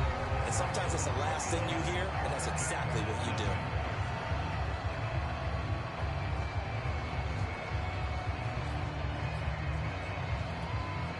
So after the run for no gain, here's 2nd and 10.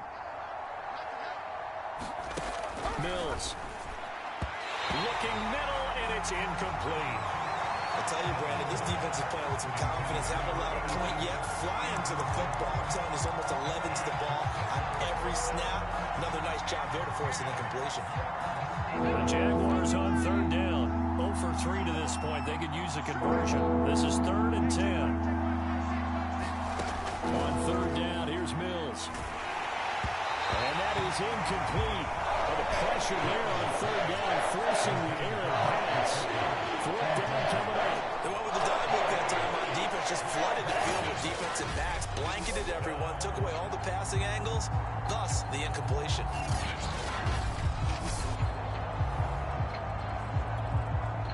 Here's Michael Pilardi now, standing right on his own 5-yard line.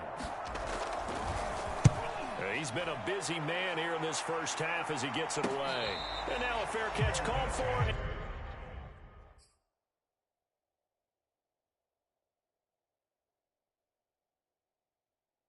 taken just outside the 40-yard line. Getting set to go again as we look at the back, heading onto the field again. He's over 40 yards here in the second quarter. Been nice and effective for them, hasn't he? He has definitely been dependable, and really shouldn't underestimate what he's getting done here, because anytime you're on a pace that's going to approach 100 yards, you've really done some damage in an NFL game. Now he's looking just to add to his totals. And this will leave him a yard short. Nice pickup of 9 yards on first down. And there we saw one of the downsides of blitzing during a rundown, because sometimes you get out of your gaps. You don't fit the run quite as well because you're headed towards the ball carrier with abandon.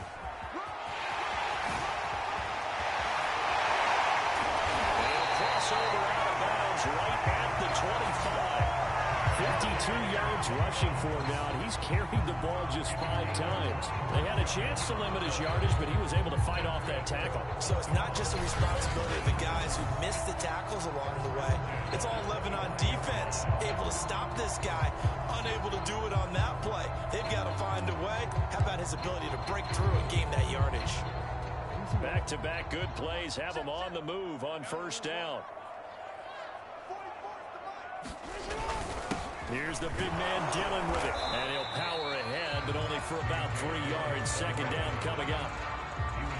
Well, that's just a pile of bodies there, and that's when you kind of find out who's a tough guy, right? Who can stand up and make a play. It was only a 3-yard run, but for both sides, they had to walk away from that feeling like, okay, I can stand up when the going gets tough in here. And for the Ravens, touchdown. His 3rd touchdown now on the year. And the Ravens continue to pull away here in this first half. Heck of a start to his season. He had 2 touchdowns in the opener last week, another one here in week 2.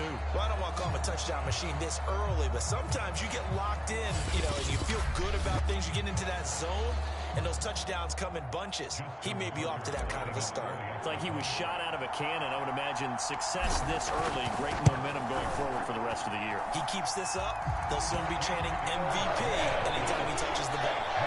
Tucker able to connect on the extra point. And a run is on here in this first half.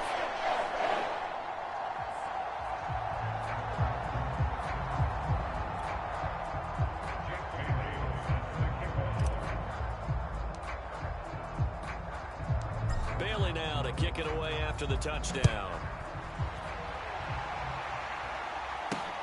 This is Tony Pollard. And no alley to be found. The coverage was solid, and he's dropped at the 18. James Robinson and the rest of the Jags offense set to go to work once more. And for him, it's been pretty limited involvement. Down on the scoreboard, maybe time to turn to this guy. And you know me well. Winning games to me means starting with the running game and continuing to press the running game. Maybe you go away from him a little bit now, but now the pressure comes and he goes down. Just inside the 10, back at the 9. Odafe Oweh in there to record another sack, and that is now 6 on the afternoon for this defensive unit. So if we recount real quick, he had the touchdown earlier, and now he comes up with the sack here. No doubt about it, he's having himself a game. Here we go. Hey, check back, 5-6. Throwing on 2nd and long. Mills. And this turns into disaster. He's not going to get forward progress. That'll be a safety. And the safety there, another mistake, and these mistakes just keep piling up. How many more can they make? They put themselves in such a massive hole now. Going to be difficult to dig out from under. Yeah, for sure they can't afford anymore at this point.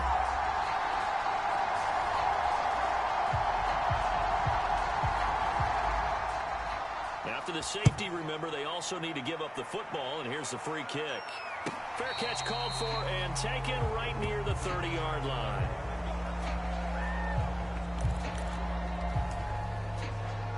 The football back over to Baltimore and J.K. Dobbins. And he's well on his way to a 100-yard game. He's already more than halfway there. We're only in the second quarter.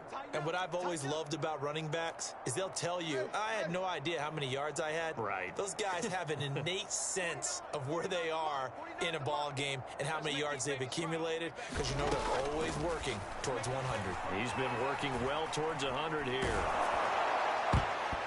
That one almost intercepted, but it's incomplete. Not a good throw there, and it'll be second down. I think he's got to be careful not to force anything into coverage right there. There weren't really any throwing lanes, but the best part for him, he's got second and third down to fall back on. After the incomplete pass, here now is second and 10. No, we changed it. From the gun, it's Jackson. Going for the deep ball. And the defense loses it. It's complete. And way in for a Ravens touchdown. Rashad Bateman, his second touchdown on the season. And the Ravens are able to strike quickly to add on to their lead. Tucker with the extra point. And the lead was swelled by one more. Pretty plain and simple there. Just two plays. The long pass resulting in the touchdown on play number 2.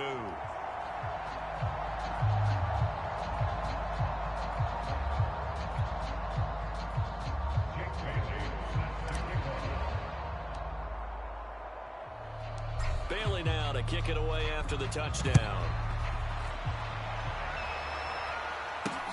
Now Pollard. And some good special teams coverage as they bring him down just outside of the 15. Here again comes the captain of this offense, leading his crew back out there now. He has not had the game that he envisioned. His team has not had the game that they've envisioned here. So how do they turn this around now? Well, right now, what he's looking forward to doing is finding a way to get the added weight on his back. Is it like that monkey that Steve Young was talking about? Remember that in the Super Bowl? Oh, the 95 Super Bowl. Right, when they beat the Chargers, and, you know, he had that weight of expectations and past greats on his back. In this case, it's just bad play. Can he shake it off and then be able to play loose and free and help his team out? See if he can do just that. Nice job there on the tackle. Keep him to the short gain. And, of course, he got some good news this week. He was named AFC Defensive Player of the Week from last week's effort. And part of the reason he got that award, because of plays like that. Not every play is spectacular. Not every play is for a line. And he's going to be brought down. Back at his own 6-yard line. He couldn't get away. He'll wind up losing a dozen yards. A 12-yard loss, and it brings up third. You've called plenty of games in your career. Do you believe in momentum, my man? I do, and I think we're seeing it right here. No, there's no doubt about it. The run that he's been on. How about that? 3 sacks in a game a week ago, and another one right here. Oh, he's feeling it in a big way. Now on 3rd and long, they'll look to throw. Now that's into double coverage and intercepted. Picked up by Jalen Johnson. But really not much secret there. 3rd and long, Charles, and he was looking to throw the football. And I would imagine as a defender, you're kind of salivating in that spot, right? You certainly are, because 3rd and long situations, they tip the scale towards the defense every single time. Now you're actually able to dictate and understand what the offense is trying to do. You know where the first down marker is. You set your defense that way, and maybe you can be a little more aggressive in certain situations because of that. You start focusing on your coverage assignment, and when the ball's released, you break on it and make a play, as we just saw there. He was hoping to get to the edge, but they did a really nice job of forcing him back inside. Touchdown! Kyle Pitts with his second touchdown of the game, 4th of the year. And the Ravens touchdown passing total, but all he did was get the ball out quickly to his tight end and let him take care of business the rest of the way. Tucker able to connect on the extra point, and that will extend this big lead. They have the short field, and they make quick work of it. Just 2 plays to get into the end zone.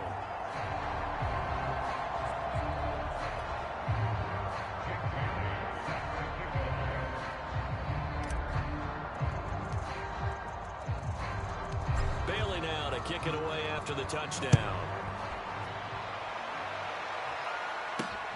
This fielded right at the goal line. And he'll be out of bounds here, a yard shy of the 25 of the 24.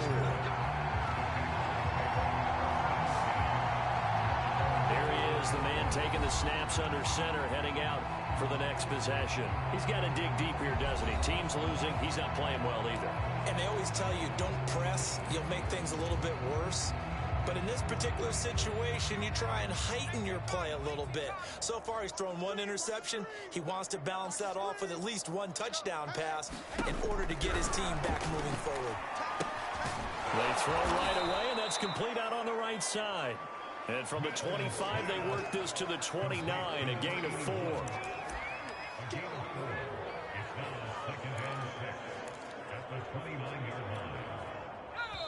And we've hit the 2-minute mark in this first half of action.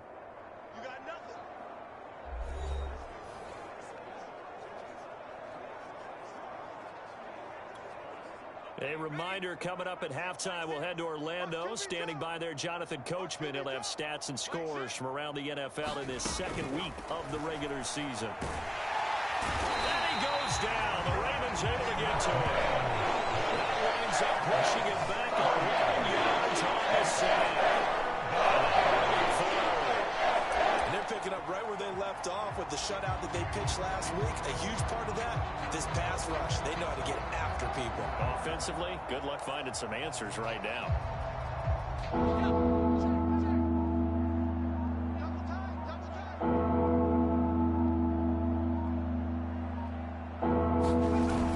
On 3rd down, it's Robinson. And he'll get across the 20, but only to about the 22-yard line.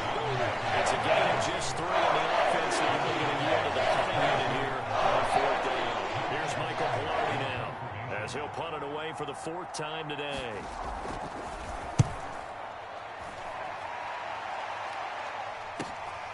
Waddle now to return it. 21 yards. Well done on the return. And the Ravens, they'll take over. A look at the running back, the man out of the backfield as he gears up to go again. He's been good. His guys are winning. So far, the recipe working here in the second quarter. He doesn't like to just tote the rock. He wants to carry his team on his back, and that's what he's done throughout this game. Yeah, he's done that. He'll be hoping to continue that trend.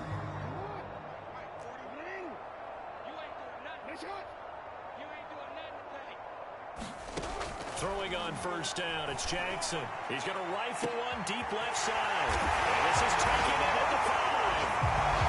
And in for the Ravens touchdown. Rashad Bateman, 2 catches, 2 touchdowns here so far. And the Ravens continue to pour it on. Well, this offensive unit, yeah, they were solid in the opening week victory, and now they are looking just as sharp here in week 2. And that's exactly what you want, too, because you want to get better each and every week and really ramp up as the season goes on.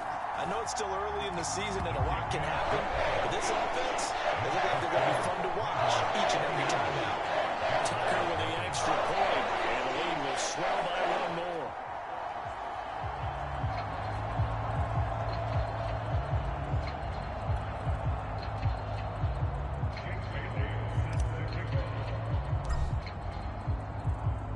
Bailey now to kick it away after the touchdown. Now Pollard. And he'll be brought down right on the chalk of the 20.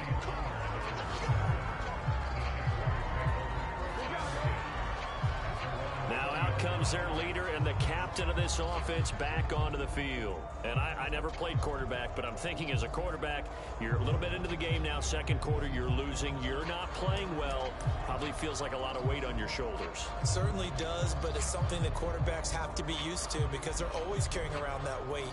So how do they adjust the weight? How do they make it work for them? How do they work against it? That's what we're going to find out going forward. Yeah, he'll be trying to get all that weight off his shoulders here on this drive. They're just going to run it here up the middle. And the running lane's non-existent in this first half as they'll stop him behind the line. 2 yards the loss, 2nd and 12.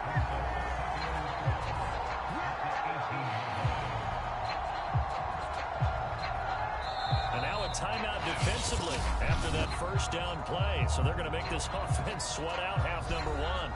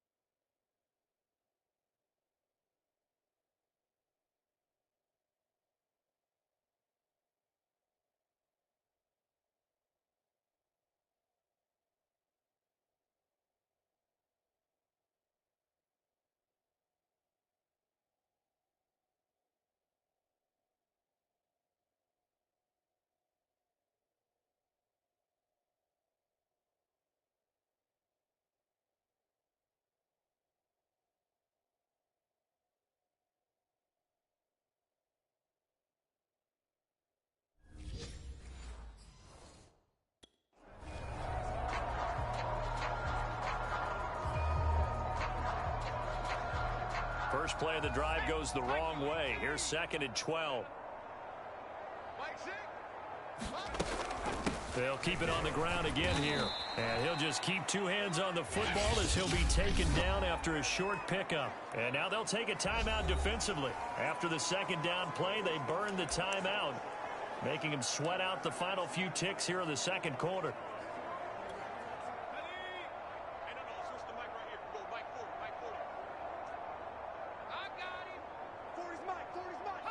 All that remains is to snap this once, and that'll do it for the first half of play. So we've reached halftime here, and what is quickly turning into crowd as we get you down the coast to Orlando for Jonathan Coachman at our EA Sports Halftime Report. Coach. Okay, Brandon, we'll get you back to you and Charles in a bit, but first it's time for a trip around the NFL following an eventful opening weekend. Let's see what's happening in Week 2. We'll start over at Raymond James Stadium in Tampa. And it's the Steelers who are out in front. Najee Harris with a couple of touchdowns there. From there, we're off to Tennessee to check on the Titans at home in Nashville. And they've got the lead in their ball game over the visiting Cincinnati Bengals. Derrick Henry has a touchdown run. Lastly, let's get you to Charlotte, North Carolina. Check on the Panthers at home at Bank of America Stadium. And they have the lead in that one over the visiting Packers. Mike Williams, a touchdown reception. Meanwhile, in our game, it's been a back-and-forth first half. Who can put it together in the second half? For the answer, we turn it back over to our broadcast team of Brandon Godden and Charles Davis. All right, Coach, thanks very much. Fine work as always as we welcome you back for quarter number 3. The Ravens ready to receive it, and they've got the lead as well as we resume play in the second half. Fielded just outside the goal line. Oh, a good-looking return set up here. And a good effort on the return there. Gets him across the 30, up to the 33. So here are the Ravens to take over on offense. They were winners last week in that game against Kansas City, and they are on top right now as well. They've got it 1st and 10.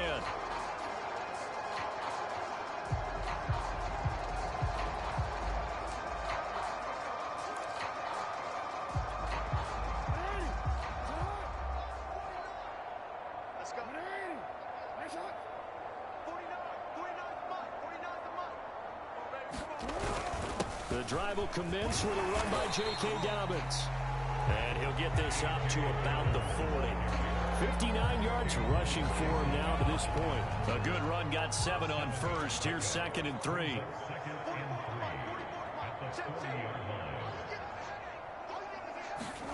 Off the play fake to Dobbins. Here's Jackson. Oh, looking for Andrews downfield. Man, it's caught at the 6-yard line. And he takes it down deep into enemy territory. It's a big play there for Baltimore. What a luxury to have a tight end that can run a post route like that. It's a luxury for the offense. It's an extreme luxury for the quarterback. Always has a great outlet and usually able to come up with a nice play down the middle of the field. They come out with 1 back and 3 tight ends.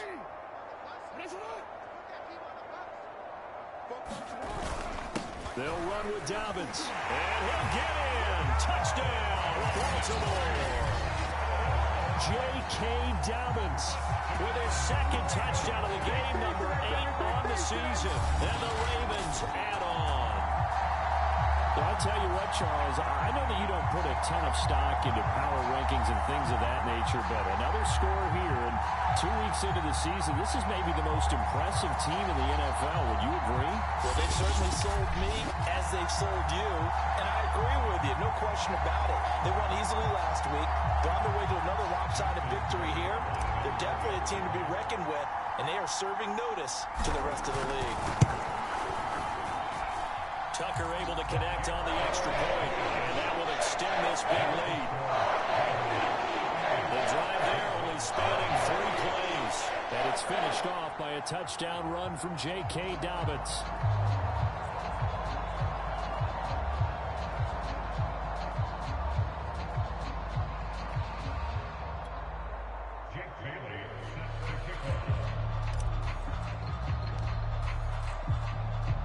Bailey now to kick it away after the touchdown. Now Pollard. And some good special teams coverage as they bring him down just outside of the 15. Here comes the Jags offense now. Time for their first possession of half number 2. They are right now just ice cold. I mean, they have struggled big time in this game, and they're getting blown out. How do they adjust? So tough because we always talk about it being a team game, and you need all 11 working well together. But every now and then, partner, you need that one guy who can make a play against all odds that maybe can ignite things. And I think that's what they're looking for right now. Yeah, you talk about going to your playmakers. They probably need to do it. Find someone that you're used to touching the football that makes big plays and give them that opportunity to maybe wake up everyone else. Credit him with a 1-yard gain there to make it 2nd and 9.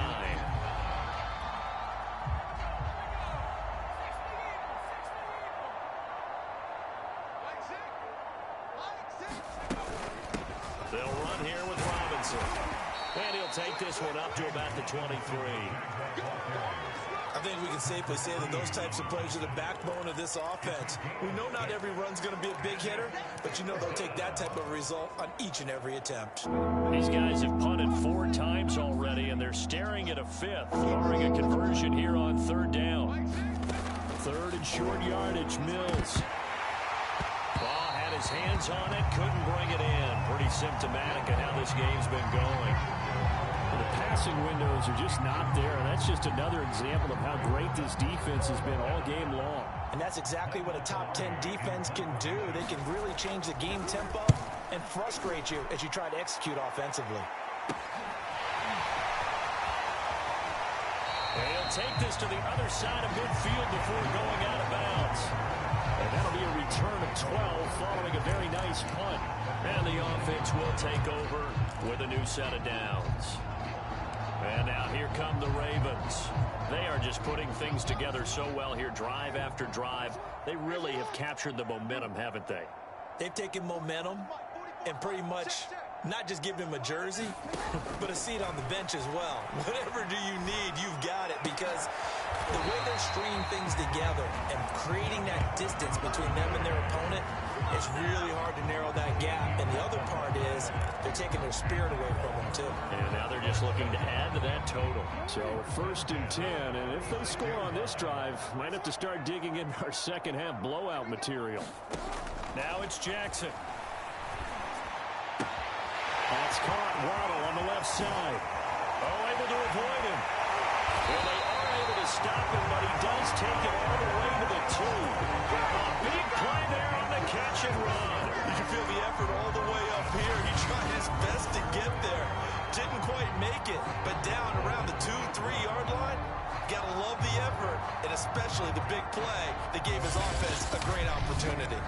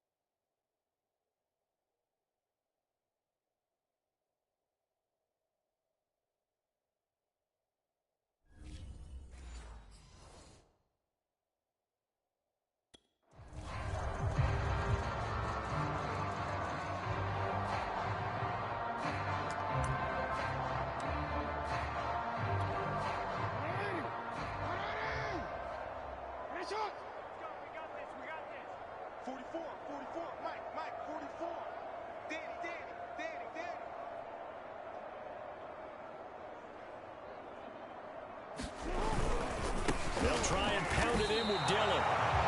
Only a yard that time, 2nd and goal.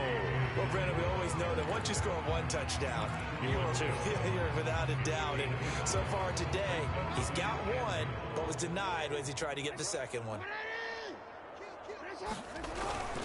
Dillon again. They'll take it into the end zone for a Ravens touchdown. A.J. Dillon with 2 touchdowns on the season, both in this game. And the Ravens continue to pour it on. Everybody in the stadium knew what they were going to do right there, CD. 3 tight ends on the field, all that extra bulk, and they run it in. And you saw where that one went, right? You run it over your best blocker. I can just see the head coach right now. I want to run this one over the big boy. And they got it done. Tucker with the extra point, and the lead will swell by 1 more. A drive there of just 4 plays. And it was A.J. Dillon who capped it off for the touchdown run.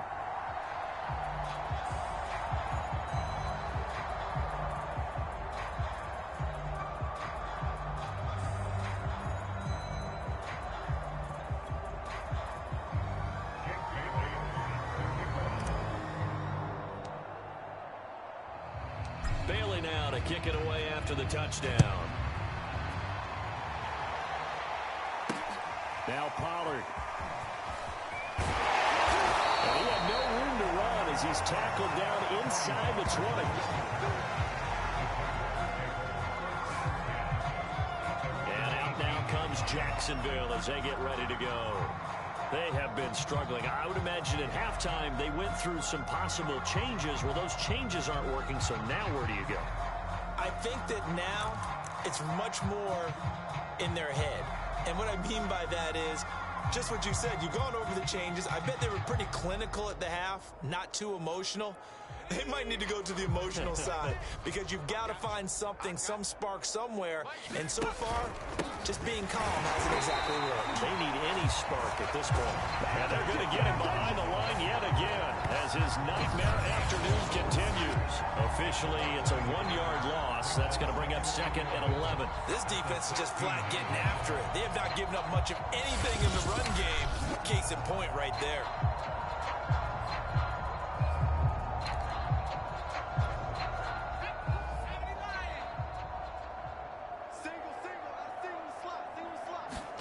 On 2nd and 11 now. Mills. Shark. And he's going to get this one across the 30-yard line. That was a fun one to watch right there. A nice in-breaking route and plenty of room in the middle of the field. And he was able to get behind the linebackers and grab the completion for a really good pickup.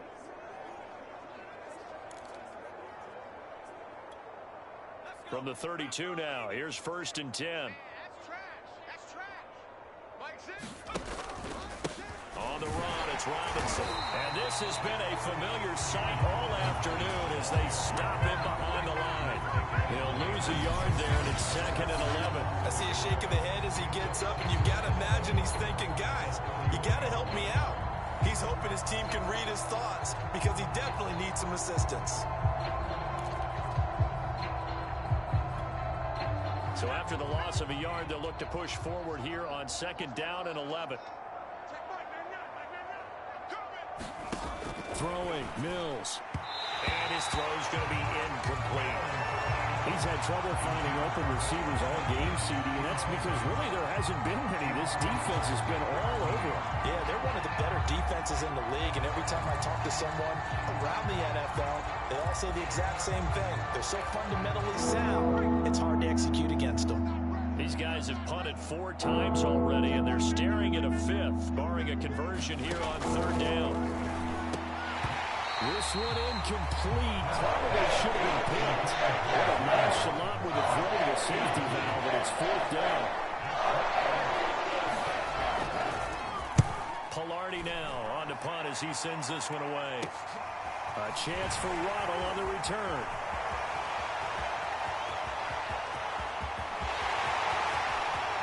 And all the way in for a Ravens touchdown. A 71-yard punt return. And the Ravens get another third-quarter touchdown to add on to that lead. Good start to the season for him. He had the touchdown last week in the opener and a second one in week 2 now. How about the pace he's already established, right? Not sure he can keep it up for an entire season, but don't burst the bubble because he thinks that he can. Do guys go into a season with a goal for touchdown scored or yardage? What do you think? I think every single one of the guys who's going to touch the football, they all have those types of goals. They all have those types of thoughts. And then they have something to see how the season unfolds if they can stay with it. Unfolding so far so good for him. Tucker able to connect on the extra point, and that will extend this big lead.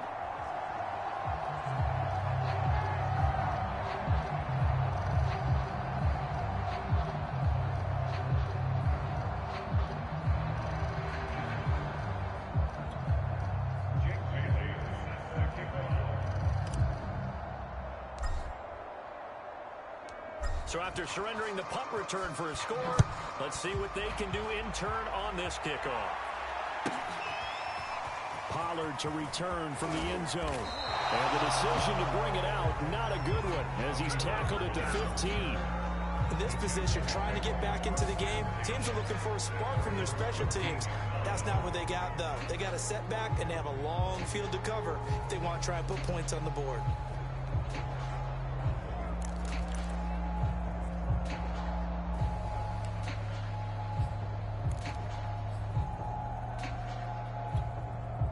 Line of scrimmage, the 15. It's 1st and 10. Play action now. Mills. And that one going to be off target and incomplete. Nowadays, quarterbacks don't mind throwing in the coverage because of the confidence they have in their receivers to come down with the ball. But sometimes you have to be careful you don't get too confident and throw an interception.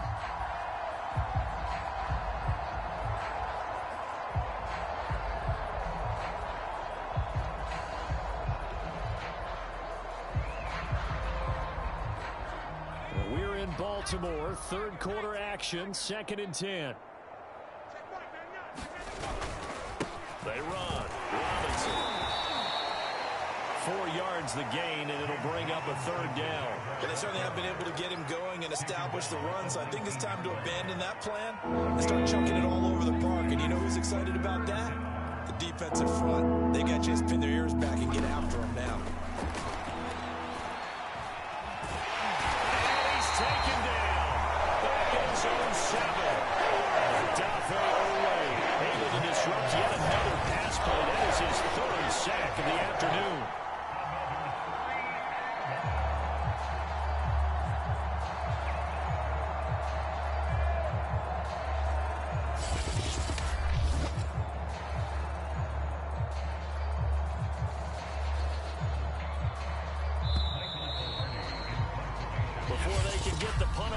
whistles as we've come to the end of the third quarter of action. This is the National Football League on EA Sports.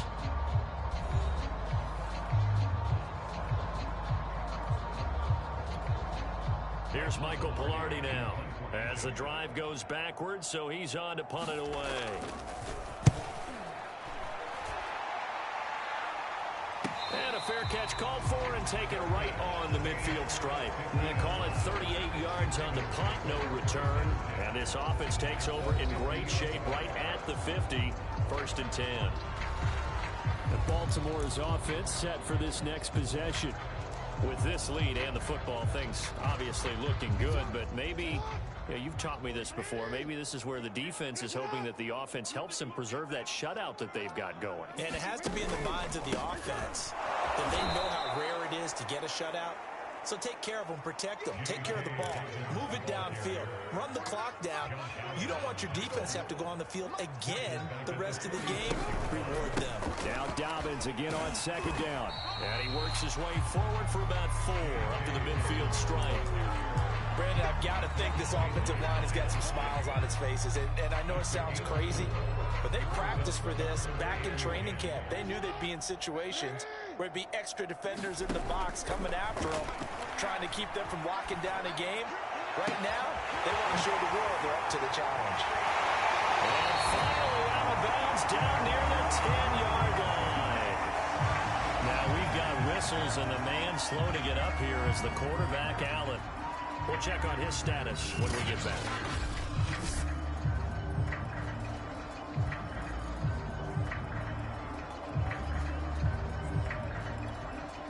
So now, following the big play, they've got a 1st and goal all the way down at the 10.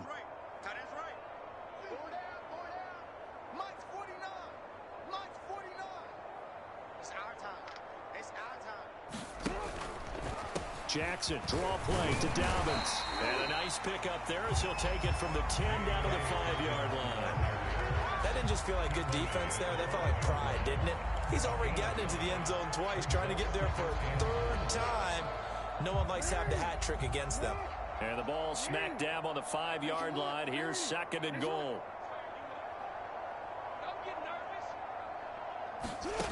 Throwing is Jackson. And a quick throw here, that's complete.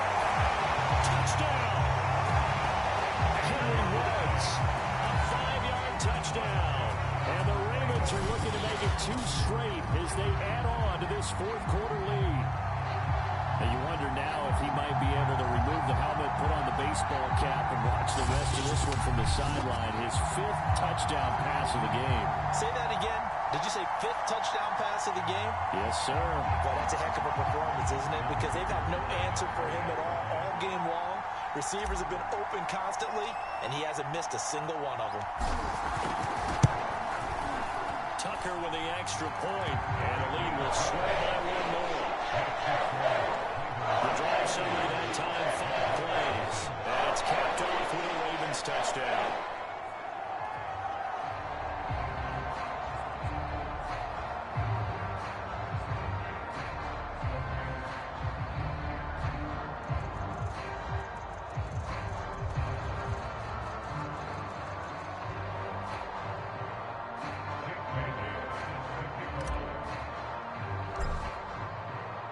Bailey now to kick it away after the touchdown. Pollard to return from the end zone.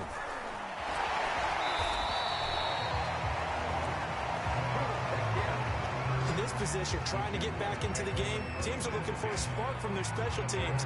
That's not what they got, though. They got a setback, and they have a long field to cover if they want to try and put points on the board. Out comes the Jacksonville offense as they get set to take over here. And 3 and out on the last drive. No points on the scoreboard. A little soul-searching now?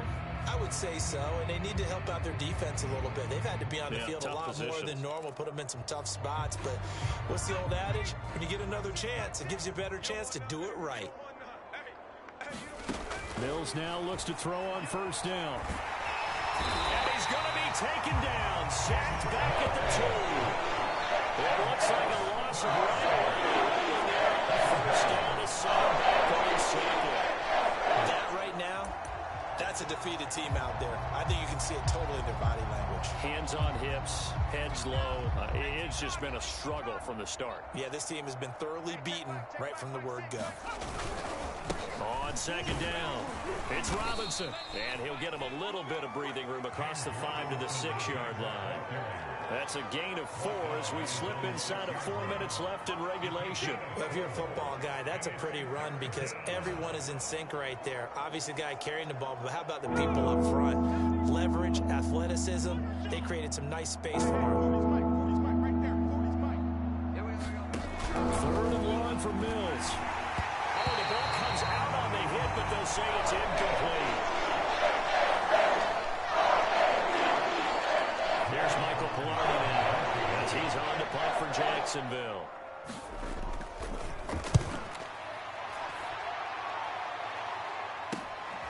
Taking on the midfield logo. That'll go as a 42-yard punt, but a net of 32. They had a 10-yard return.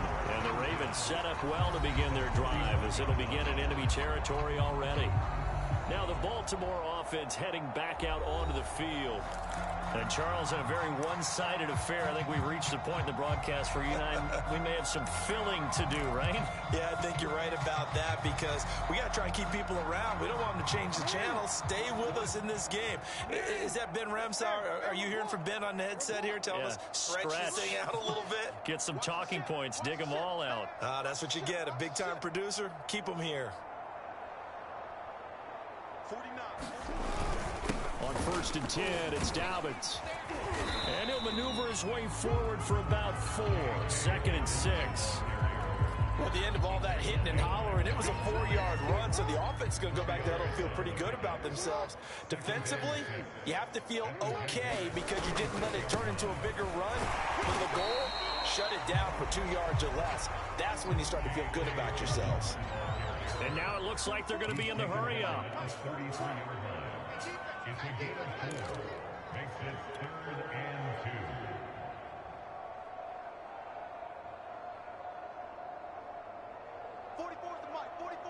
Check. 3rd and 2. Here's Jackson. Oh, he's got his tight end blitz complete. And he will have a Ravens first down as they're able to get the 3rd down conversion. Tell you what, partner, the way he's been slinging it in this one, I think he should be ticketed for a baseball cap and a set of headphones for the next drive. He's been absolutely sensational. But one thing we've both learned about quarterbacks in this league, the offense down the field longer than you expect. Just 2 minutes remaining here in the 4th quarter of what has been a one-sided affair.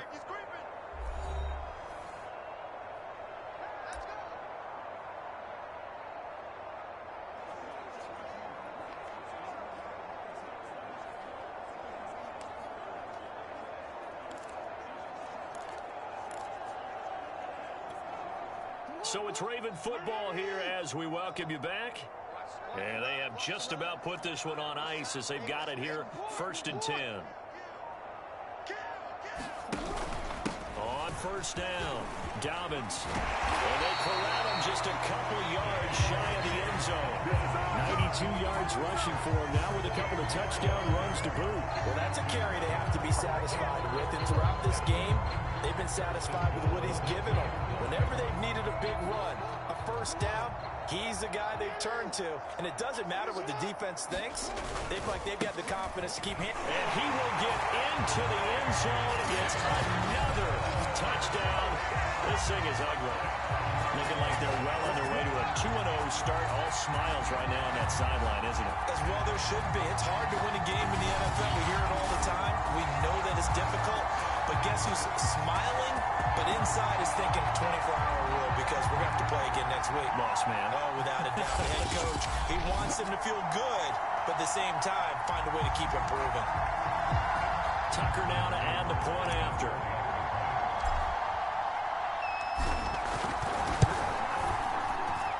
Now this one was over a while ago as they just held on to their big lead. So that time spanned 5 plays. And it was A.J. Dillon who capped it off with a touchdown run.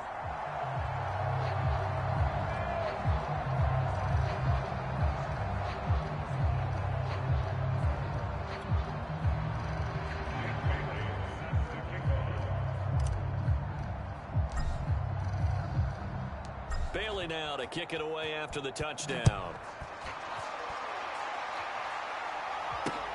This taken in at the goal line. And some good special teams coverage as they bring him down just outside of the 15.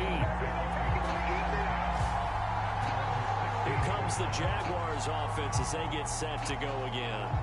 Let's just be frank. They're playing for pride at this point. That's all that's left, because victory, not a chance now.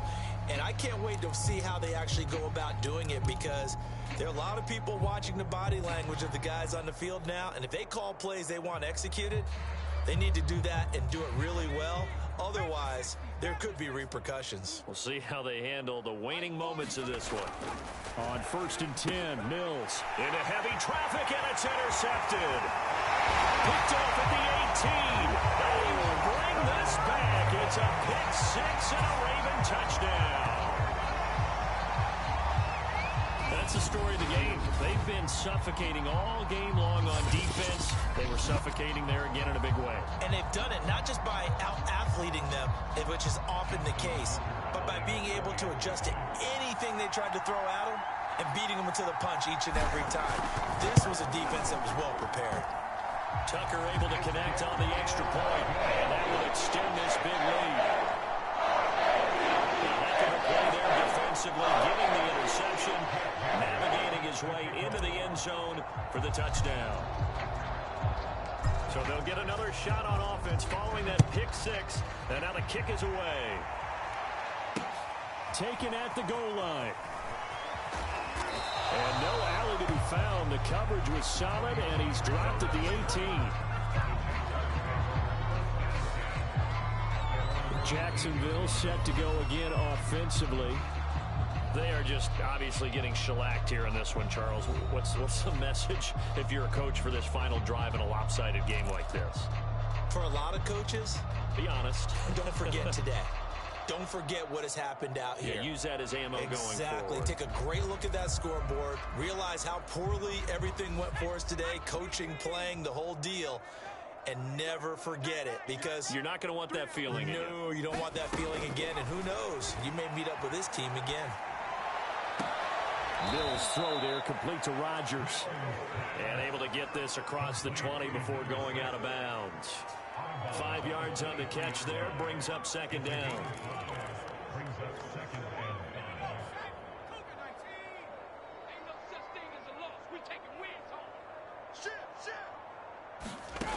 Mills to throw it. And that nearly intercepted. It's incomplete. Now remember, he had a pick earlier, but couldn't reel that one in. They come up now 3rd and 5 following the incomplete pass. Here's Mills. And the Raven pressure too much. Down he goes. It's a loss of 10 on the sack, and it leads to 4. And you could say that is just another cherry on top for this defense and that entire team. But really, this defense has sparked what's been an impressive effort here in this one. And notice you used the word sparked, because you're not seeing that on the other side of the ball, are you? The offense right now, the spark has left their game, and it's been because of what you described, that defensive pressure. 4th down, Mills. He's going to let it fly. And it's incomplete. They cannot convert, and they turn it over. They had to go for it with such little time remaining. And now possession will go over inside the 15-yard line. So they tried to go for it for pride, but it really wouldn't have mattered. This one, it was already determined. No doubt about it. This one was over a while ago.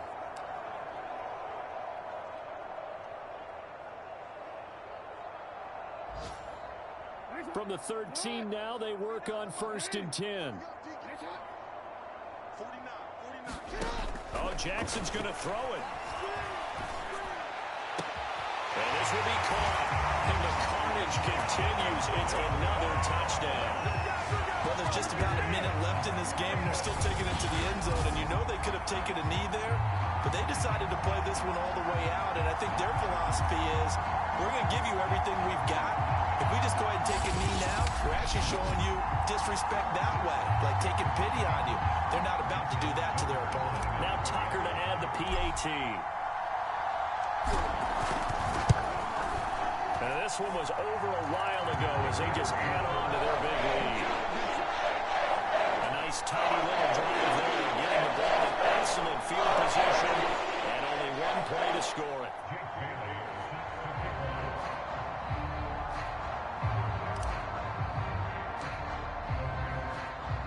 Bailey now to kick it away after the touchdown.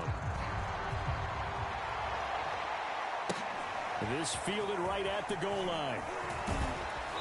And good coverage there on special teams as they'll get him down shy of the 20.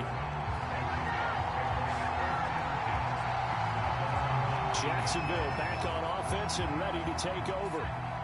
And last time out, went for it on fourth down, turned it over, gave them great field position, turned into 6 points, so they've got to recover here, Charles. It's amazing what one decision can do in the chain of events, right? The decision to go for it on fourth down Caused all of that. It caused every bit of it, but it showed confidence. Hey, I've got confidence in you guys. Go pick it up for them. Didn't happen.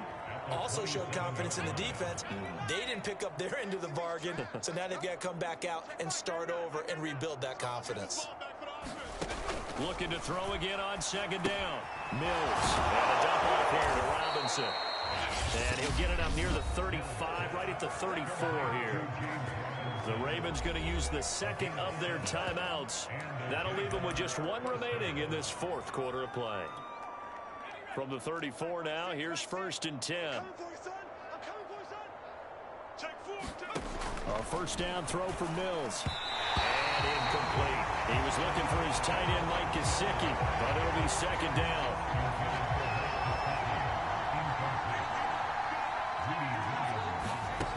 Again, it's Mills. Mills can't get away, and down he goes. Ravens going to use their third and final timeout. That'll be their third and final stoppage here as we step aside.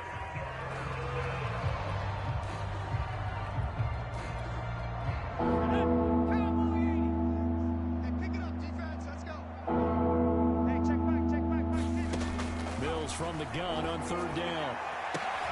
And he's going to be intercepted for the third time thus far. Greedy Williams picks it off.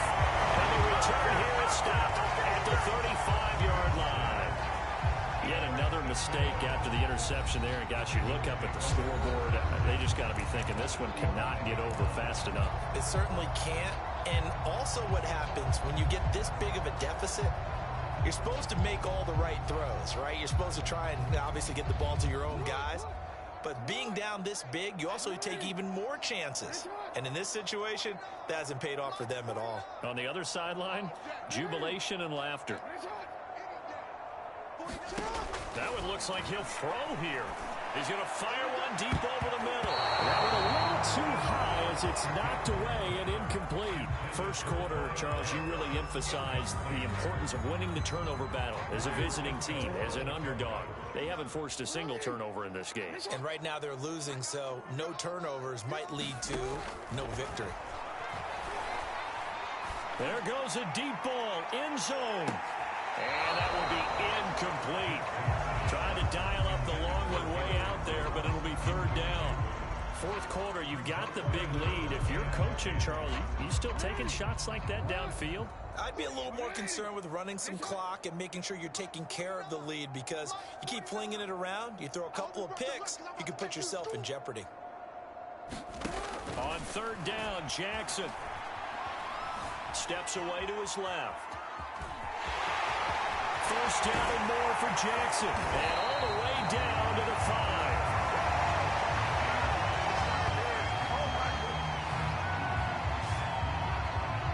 So the final seconds tick away in this Baltimore victory. And I tell you what, Charles, this might be about as good as it gets. They were incredible. Yeah, offense was in fine form. The defense threw the shutout at them. I think they worked in concert together. What I like about the offense was they held the ball pretty well. You know, time of possession, exactly what they were looking for in this one, and that helped out their defense. Didn't have to be out there the entire time. So when you do that and you're out there fresh playing, off a little extra spring in your step, and it showed up in this one. They had a ton of spring in their step. Impressive victory. So for Baltimore, they use the favorable early schedule to their advantage as they move to 2-0. And they will hit the road next week to take on the Tampa Bay Buccaneers. Meanwhile, for Jacksonville, they'll drop to 0-2, and they'll be at home next week for a date with the Houston Texans. Thanks for tuning in, everybody. Alongside Charles Davis, we thank our entire crew. I'm Brandon Gaudin. This is the NFL on EA Sports.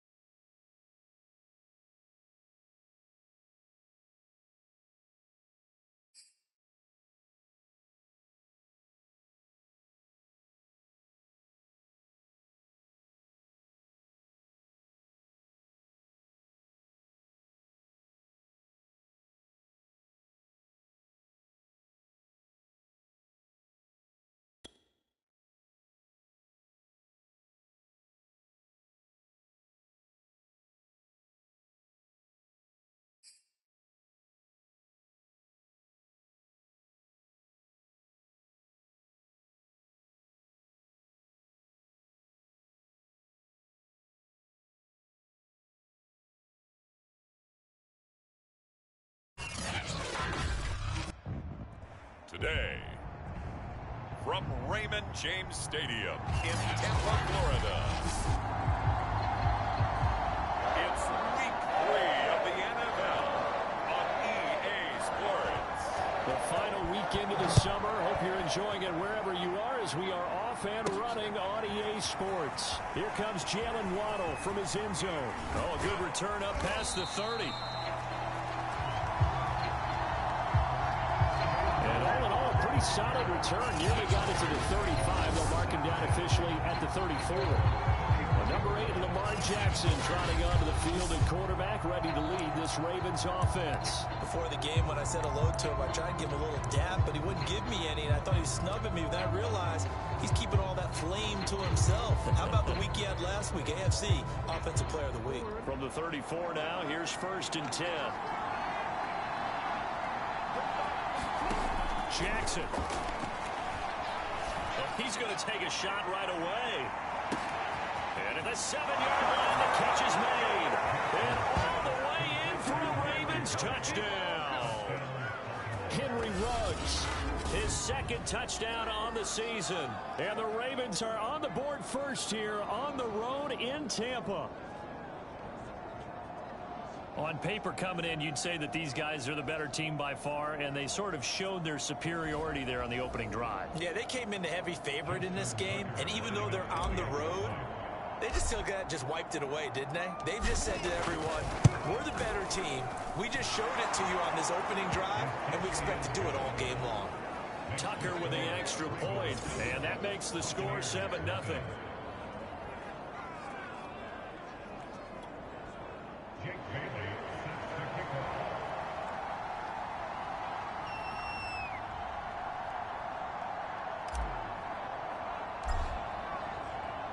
Bailey now to kick it away after the touchdown. This will be fielded inside the 5.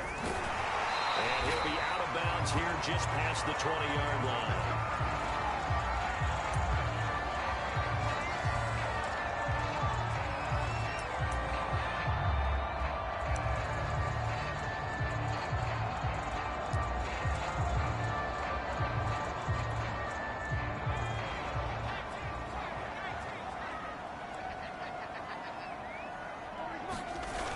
They go play action here on 1st down.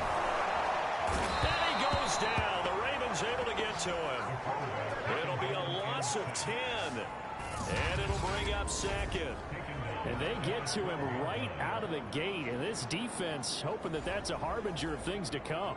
Yeah, when you give up a first-play sack, makes your quarterback wonder if he's going to go to the sidelines and talk with his offense coordinator and head coach and say, hey, you know that game plan we put together? We might need to change it right now. They're going to look to throw. Under pressure, they got him again. Justin Madubuike. He's the one to get him, and that is sack number 7 for him on the year. Well, it's apparent that these guys are getting after it right from the opening kickoff. They roll right downfield and score on their first possession.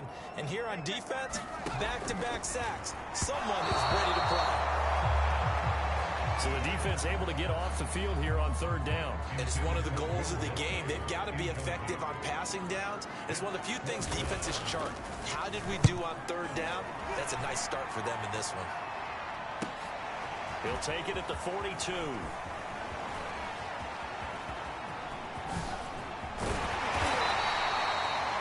Well, that looked for a second like he might take it all the way, but as it stands, it's still a massive return. And this offense is going to be set up with a 1st and 10 inside the 15. Baltimore set to take over here for their 2nd possession of the game. And last time the formula was pretty simple. 1-play drive, long pass. That maybe they just want to do that again, right? And that's exactly how you want to draw things up. Whether it's on your grease board, right, in your playbook, 1-play drive is exactly what you want on offense. What they have to be careful of is not having a rundown. It was real. And he is into the end zone for a Baltimore touchdown. A.J. Dillon, his 4th touchdown on the year. And the Ravens have taken a 13-0 first quarter lead. If you didn't know it, it won't surprise you to find out that this team leads the league in scoring. They've been a quick strike team all season long. There's another example. They did it again. This offensive coordinator, right now you can write his ticket towards being a head coach. He's advanced in the ways of offense. Tucker now for the extra point.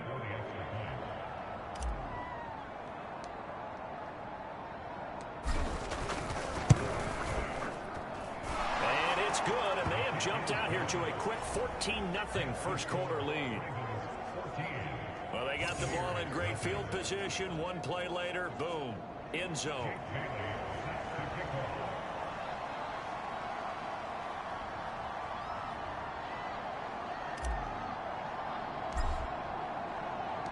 Bailey now to kick it away after the touchdown. This will be fielded inside the 5. And he's going to be out of bounds. Here's the run back. Will leave him shy of the 20-yard line. Tampa Bay, they're getting ready to set up shop here for their second drive. They find themselves in a good-sized hole here, and a good-sized hole early on in this game as they come up on first down.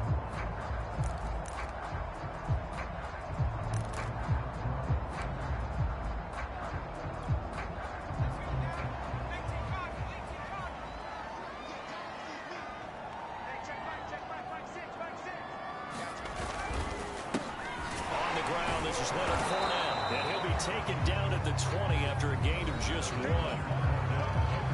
The rushing numbers for Fournette from last week, 20 carries, 72 yards. And we all know he had a big workload last week, so I'm eager to see if they decide to back him off a little bit. Personally, I hand it to him 20-plus times again. When a running back's locked in like he is, I want him to keep touching the football. Now it's 2nd and 9.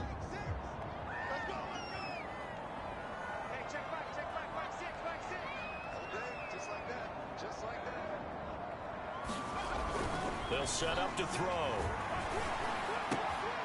Trying for Brown, and it's intercepted.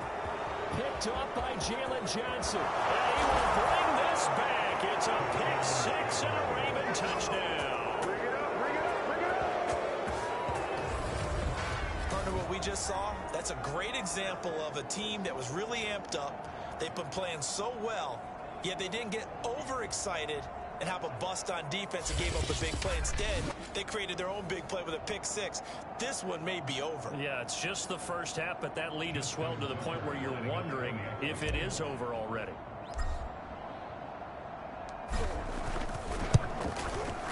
Tucker able to connect on the extra point, and it's now 21-0. So the defense creating some points, not only getting the interception, but then returning it to the end zone for the pick 6.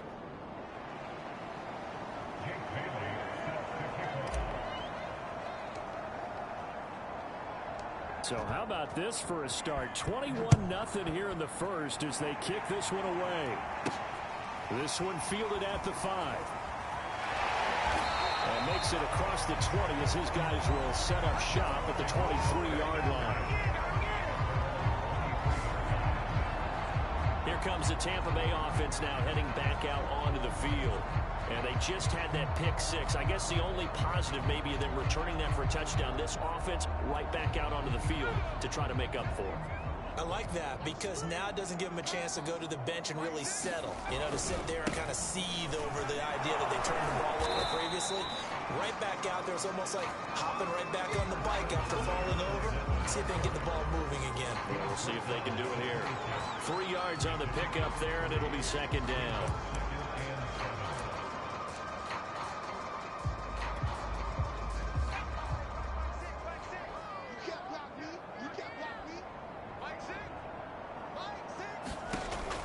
He'll drop to throw. And the Raven pressure too much. Down he goes. Adafe Owe in there to get him, and that is sack number 6 now for him on the year. They got to figure this out. They got to figure him out. 4 sacks last week. Now 1 in the first quarter. What do? Well, great pass rushers usually have a go-to move, but the best pass rushers, they have counters to their go-to move. So they'll show you that, Then when you adjust, they counter it and still get to the quarterback. And you don't pile up that many sacks. What do you have, 4 in the game last week?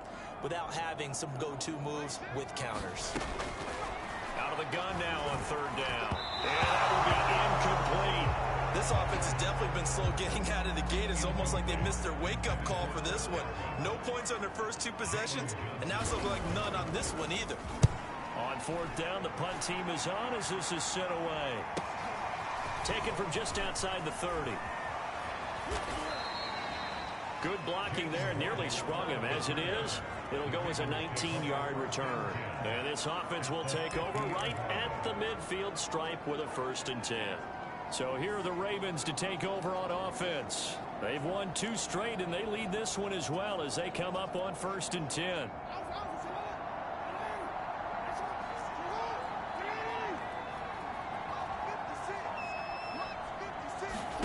From midfield now, here's Jackson. He's going to fire one deep, middle of the field. This is caught inside the 15. And all the way in for a Ravens touchdown. Kyle Pitts, his 5th touchdown now on the year. And the Ravens are able to strike quickly to add on to their lead. Now, first quarter, and this lead is already getting into dangerous territory. They better be careful on the other sideline. Yeah, it feels a little bit more like a basketball game where one team is pressing and that team can't get the ball over half court. I mean, it's stealing it, it's scoring it, layups, the whole deal. That's what it feels like right now. They are all over them. Tucker with the extra point, and the route is on here in this first half. Well, the offense wasn't out there for a long time, but they were out there for a good time. One play, and they're able to hit pay dirt.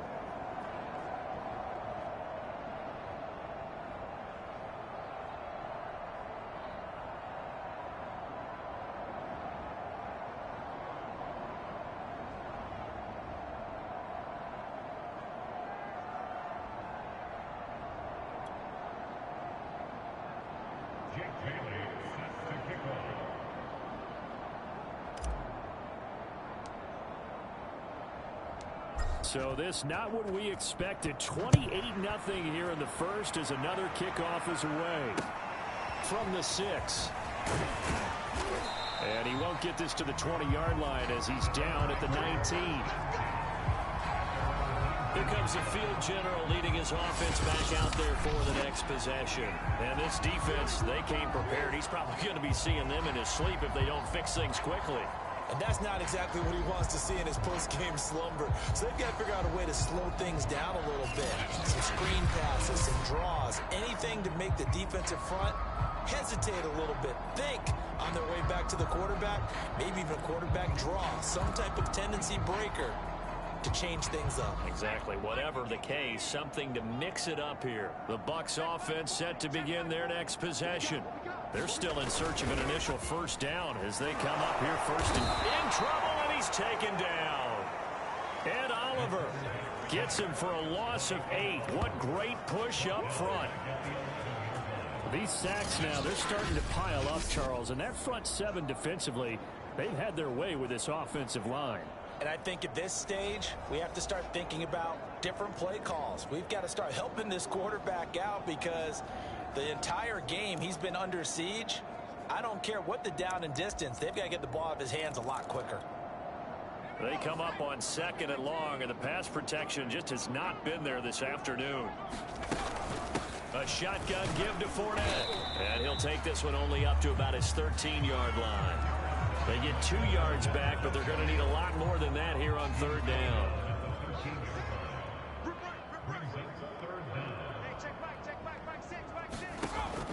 They'll look to throw, and that is incomplete. Sometimes it's just not your day. There's another failure right there on 3rd down.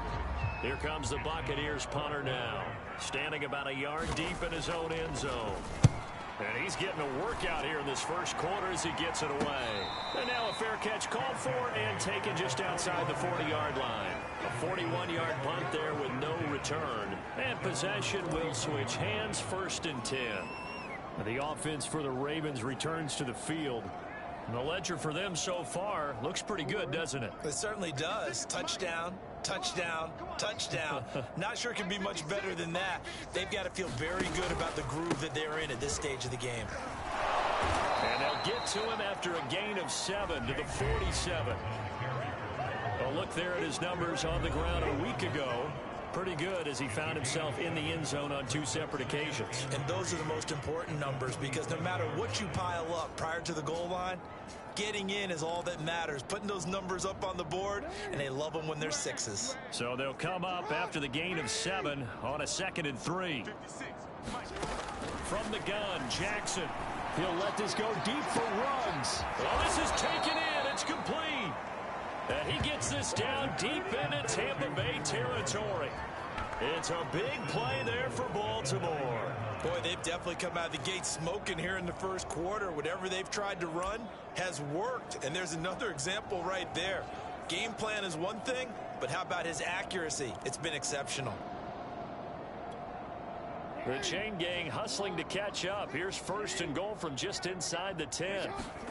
Here's Jackson to throw. The quick slant caught. Nice gain of 8 that time, but it's 2nd and goal.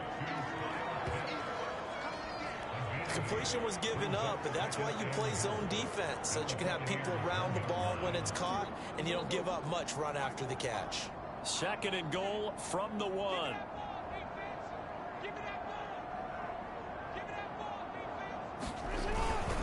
They'll look to run with Dillon. They'll take it into the end zone for a Ravens touchdown. A.J. Dillon with his 2nd touchdown of the game and 5th on the year. And the Ravens open the lead up to 34-0. Well, nothing fancy there, Charles. You had 3 tight ends on the field. They were going to run the football. The defense knew it, but the defense couldn't stop them. And I haven't met an offensive line yet that doesn't get more satisfaction out of running the football into the end zone than pass protecting. They had determination on their side, and they got it done.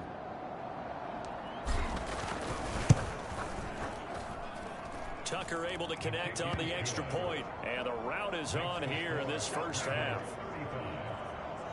So that drive, 4 plays. And it was A.J. Dillon who capped it off with a touchdown run.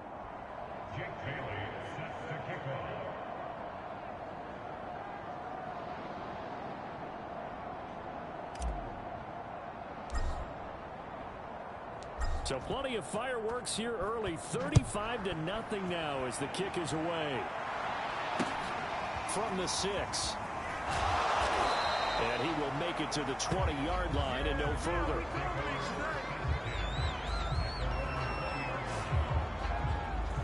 The Buccaneers offense ready to rock and roll again.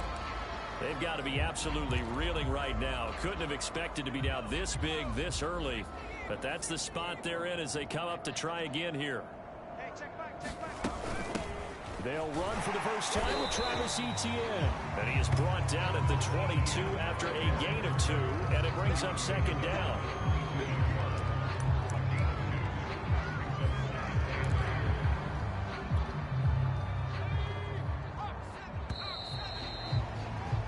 We are in for a good one as we're through 1 on EA Sports.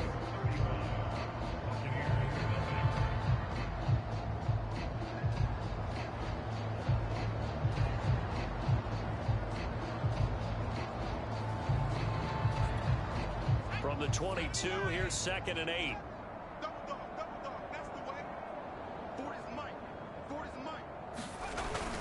A handoff to Fournette.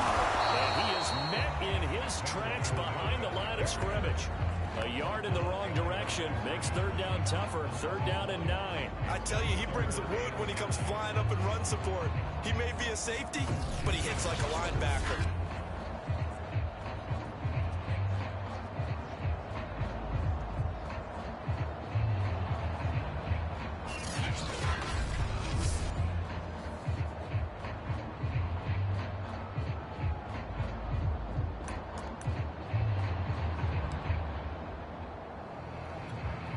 The Bucs on 3rd down. 0 for 3 to this point. They could use a conversion. This is 3rd and 9. They'll set up a throw. And he goes down. The Ravens able to get it to him. Adafe Owe. He's the one to get him, and that is sack number 7 for him on the year. But Charles, this has been something to watch so far. This is where you really feel for a quarterback. He's been running for his life in this first half. Brandon, that's 5 sacks already, so you know he's got to be saying, can we get some more guys in here to block, please? Because if we don't, we're going to need another quarterback. Here comes the Buccaneers punter now, as he'll punt it away for the 4th time today. He's averaging just under 50 yards a punt as he gets this away. Now a fair catch signaled for and made right about the 43-yard line. A 40-yard punt, no return, and the Ravens, they'll take over. Baltimore about ready to go on offense. They are clicking on all cylinders. They seem to be just scoring at will right now, and that's why they've opened up this big lead.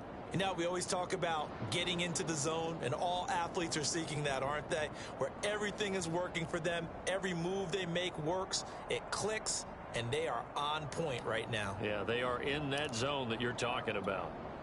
Baltimore with good starting field position as they come up 1st and 10 at their own 43.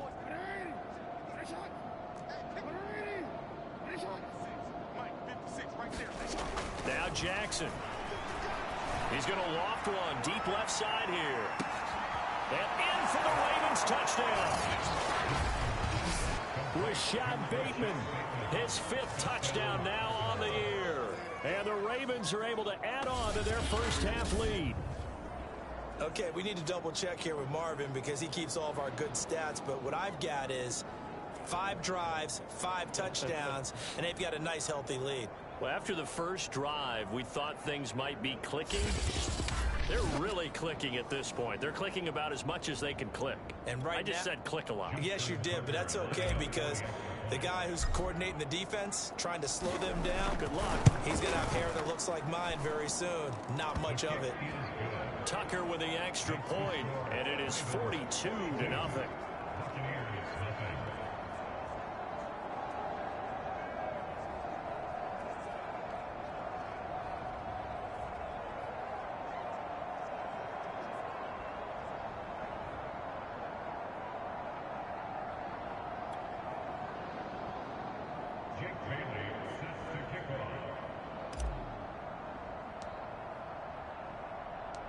Bailey now to kick it away after the touchdown.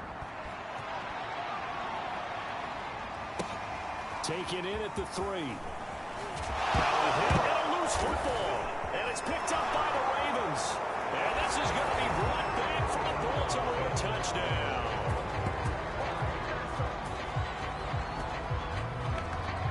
Well, that's got to be so disappointing for a defense. You force the fumble, think you got a chance at a turnover, and instead, not only do you give up the football, you also give up a touchdown as well. Yeah, you just think to yourself, you've done all the hard work, right? You forced the fumble, but when they didn't come up with it, I think they relaxed a little bit or maybe lost their focus as well, and it ended up turning out to be a touchdown against them.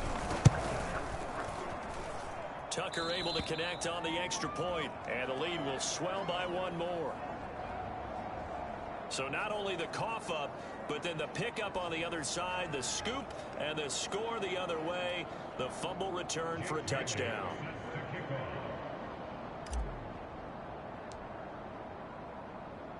So here's the kickoff now as he'll get it again following that fumble return for a score. From a couple yards deep, he'll bring it out of the end zone. And no chance to get away as they'll get him down at about the 17-yard line. Out comes this field general once more, leading his offense back onto the field. In second quarter, they're down big already. He's struggling as well. They've got to find something here. He's got to find something on this drive. And sometimes you take on all that extra pressure on yourself, and maybe you have to disperse it a little bit. Lean on some other people, lean on your teammates, find someone who can take the pressure off and get the ball in their hands for a while. This, if he doesn't, this is getting out of hand, or it could get worse. And he still has yet to get on track in this first half as they're going to stop him behind the line. Call it a full 3 yards in the wrong direction there. Brings up second down. I have a feeling they'll stay committed to running the football, especially on the early downs. They just haven't had a whole lot of success just yet. So now they have to contend with 2nd and 13 after the first down run goes backwards. A pass underneath for Fournette. That's good. The completion there for 7 yards. And just like that, it's 3rd down. And just in general, Charles, on a play like that, how tough is it for the defense to account for a running back essentially being a receiver downfield? It's very difficult, especially if the running back has skills like a receiver, and you're aware of that before the game even begins. So throughout your practice sessions, you're going to want to be aware of him. And the Raven pressure too much. Down he goes. Adafe Owe. Make that now 8 sacks for him on the season. He's looking for another 4-sack game. That's how many he had last week. That's his 3rd. And when I watch him rush the passer, the thing that always comes to mind for me is how well he uses his hands. The martial arts stuff that a lot of guys do in the offseason to work on those, paying dividends for him. He's getting home in a big way. Here comes the Buccaneers punter now, as he's on for the 5th time here today. And he deserves a bronze leg as he gets this one away.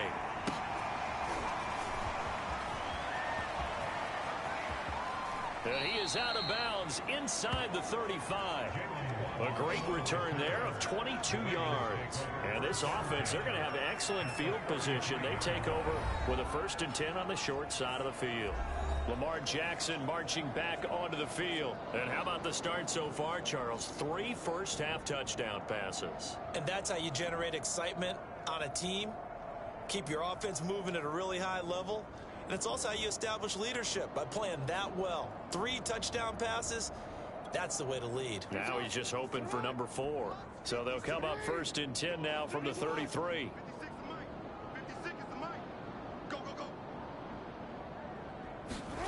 Here's Jackson. That's caught left side. The tight end Pitts.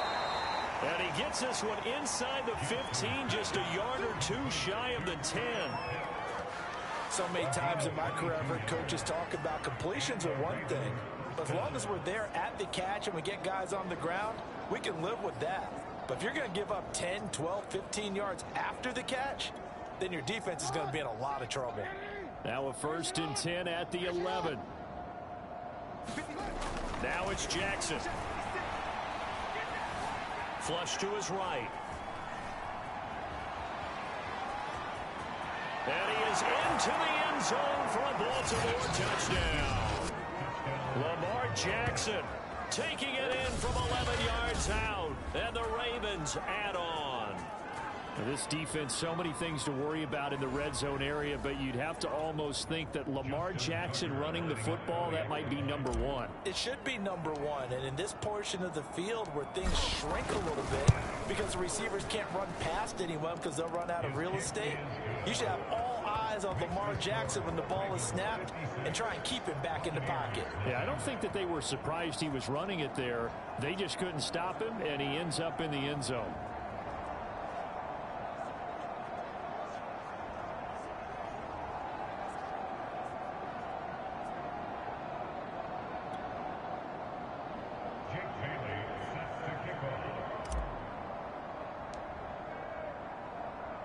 Bailey now to kick it away after the touchdown.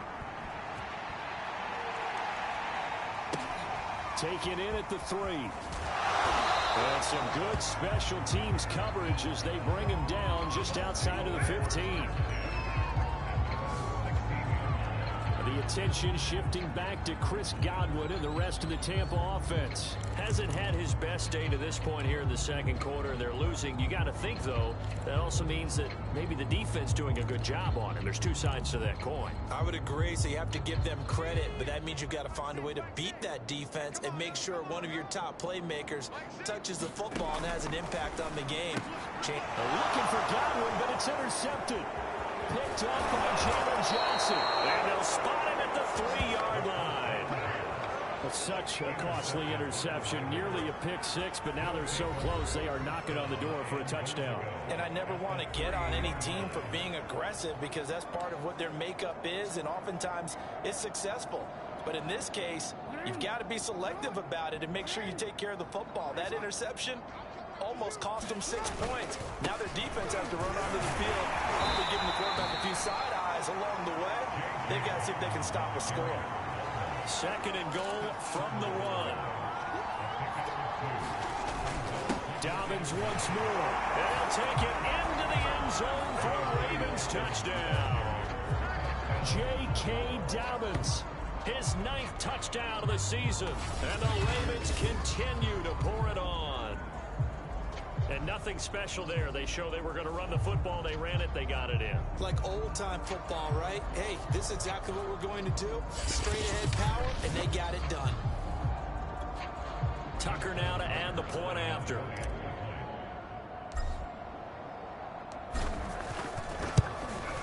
And the route is on here in this first half. Well, that drive started with not a whole lot of real estate in front of them. In plus territory, excellent field position. 2 plays later, pay dirt. Bailey now to kick it away after the touchdown.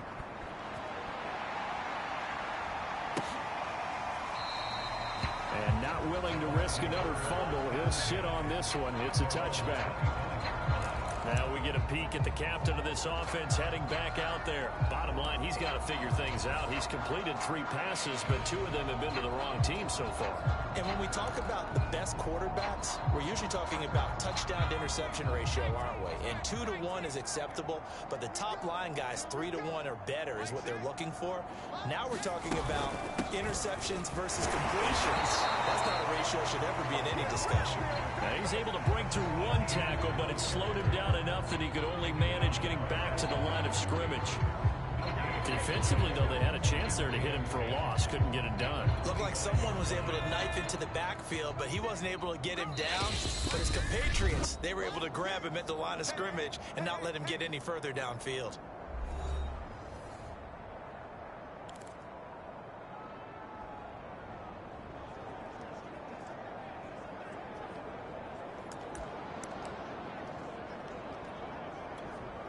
We remind you that coming up at halftime, we'll send you cross-state to Orlando, where Jonathan Coachman will have all the stats and all the scores from games going on during another big. And he goes down. The Ravens able to get to him.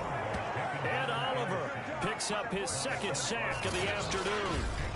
Offensively, they're going to have to figure this out before next week. 7 sacks in 1 game. Yeah, and that's more than any quarterback should have to bear. And if this continues on, there will be another quarterback in the game because no one can stand up to this week after week. On 3rd down, here's Etienne. And he's going to be unable to get upfield as they take him down at the 21-yard line. Just a 1-yard gain on the play, and that'll mean a call to the punt team as it's 4th down. Here comes the Buccaneers punter now as they're forced to kick for the 6th time today. Fair catch taken just inside the 40-yard line. 36 yards on the punt with no return. And the offense will take over with a new set of downs. This Ravens offense heads back out there, led by Lamar Jackson. He's got to be feeling pretty good, playing well. Team has the lead, so just looking to mount a drive here that ends in the end zone. And all quarterbacks will tell you, hey, we love a running game, helps us out. But at the end of the day, they want to rely on their arm, throw the football, feel good about things, keep things moving in the right direction. Right now, that's exactly what we're seeing. And we'll see if that continues. He's going to float this one deep right side. Touchdown! Jalen Waddle, his 3rd touchdown now on the year. And the Ravens add on. That score that they just gave up there, that's a tough one for their defense to swallow because they've had a tough time through the first 2 quarters. They really were determined to get a stop there, unable to do so. That makes their comeback hopes that much more difficult. Now Tucker to add the PAT.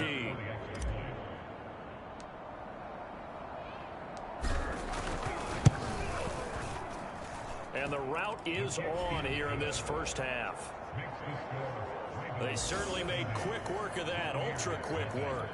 One of the fastest drives you'll ever see, just 1 play resulting in the touchdown. Bailey now to kick it away after the touchdown.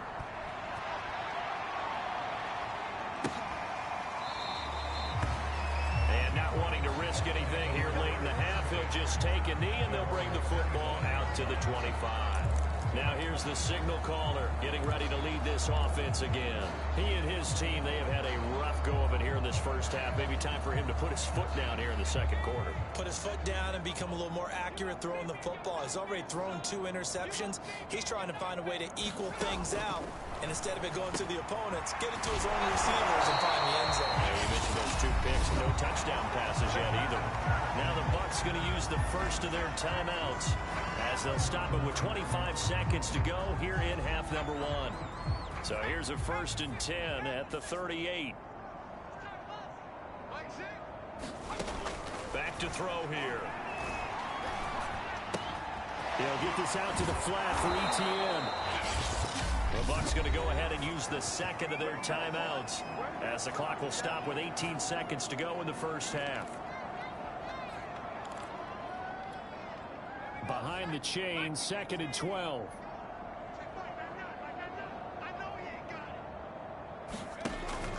He'll look to throw. That's complete to Disley, the tight end. The Bucs forced to use their 3rd and final timeout as it'll come with 15 seconds to play in the first half. These guys have punted 4 times already, and they're staring at a 5th, barring a conversion here on 3rd down. They'll stick with the passing game as he looks. And they're waving pressure too much. Down he goes. It'll be a loss of 8 on the sack, and it's going to lead him to 4th down. Now the Ravens going to use one of their timeouts as they stop it with 11 seconds remaining in this first half. Here comes the Buccaneers punter now as he's on to kick it away.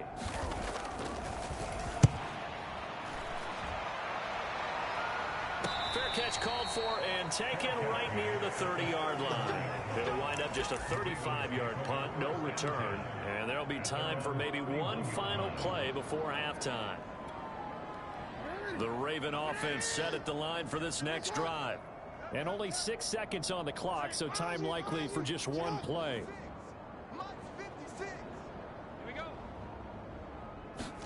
They'll throw on 1st down with Jackson. He'll let this go deep for Ruggs. A fight for it, and this is caught. It's caught indeed.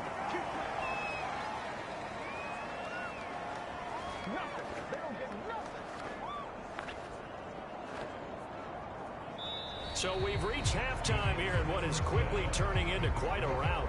As we send you a stone's throw away across I-4 to Orlando. There standing by is Jonathan Coachman, ready with our EA Sports Halftime Report. Coach? All right, Brandon, thanks. And welcome in everybody to our EA Sports Halftime Report. Time for a look around the NFL here in Week 3 of the new year. We'll begin at First Energy Stadium. It's visiting Atlanta, heading up to take on Cleveland. And that one getting close to halftime with the Falcons out in front. Alexander Mattison with a touchdown run. From there, we head down to the Sunshine State to check on the Jaguars at home in Jacksonville. And that game has gone to halftime with the visiting Texans out on top. Trey Sermon, a touchdown run in that first half. Lastly, let's get up to Buffalo to check on the Bills. And they have the lead in that one over the visiting Packers. Gabriel Davis, a touchdown reception.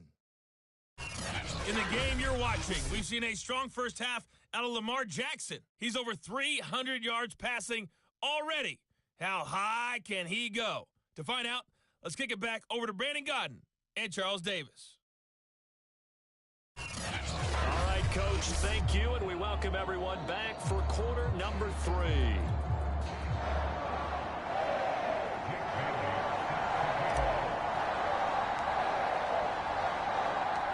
The first half, no contest. What will the second half bring? As we are back and underway on EA Sports. This will be fielded inside the 5 and taken down just past the 20 at about the 21-yard line. Out come the Buccaneers. They'll have it first to start the 3rd quarter.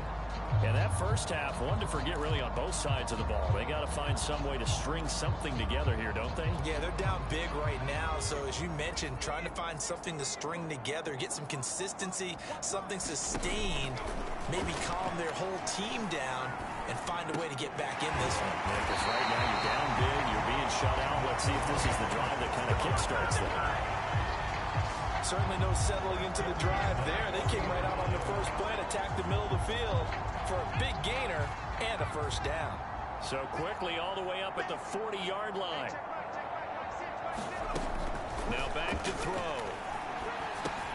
He'll get this off DTN. And he'll get it out to midfield. Looks like they'll spot it right in midfield at the 50.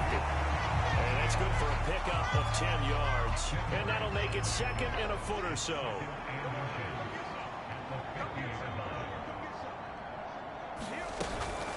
Fournette running out of the gun. And he'll get it out to midfield. Looks like they'll spot it right in midfield at the 50. Well, they're hoping that the second half is better for him than the first half. They've got to find a way to get him going. He's a big part of their offense.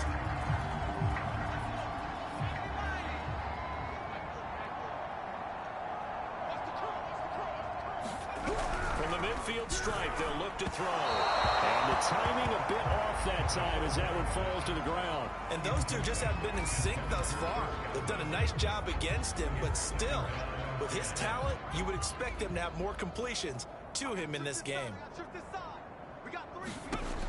He'll try again with the arm here on second down. And he's going to be intercepted a third time. Picked off by Patrick Queen. There he goes, right side. And he will bring this back. It's a pick six and a Raven touchdown. This D wanted to put it away before we even get to the fourth quarter, widening that margin a bit further. And while they won't just empty the bench just yet, if you're a backup, start loosening up. I think you'll get a chance to play before this one is over now with that type of a cushion.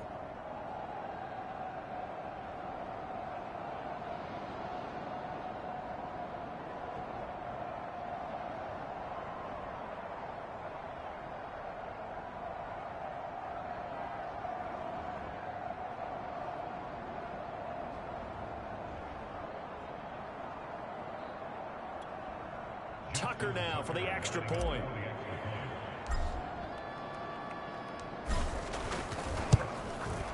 And the lead grows even larger here in the third quarter. A heck of a play there defensively, getting the interception, navigating his way into the end zone for the touchdown.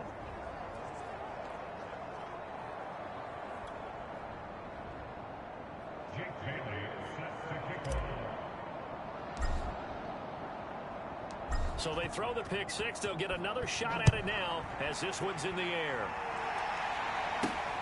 This will be fielded inside the 5. And his guys will get the football right at the 20-yard line.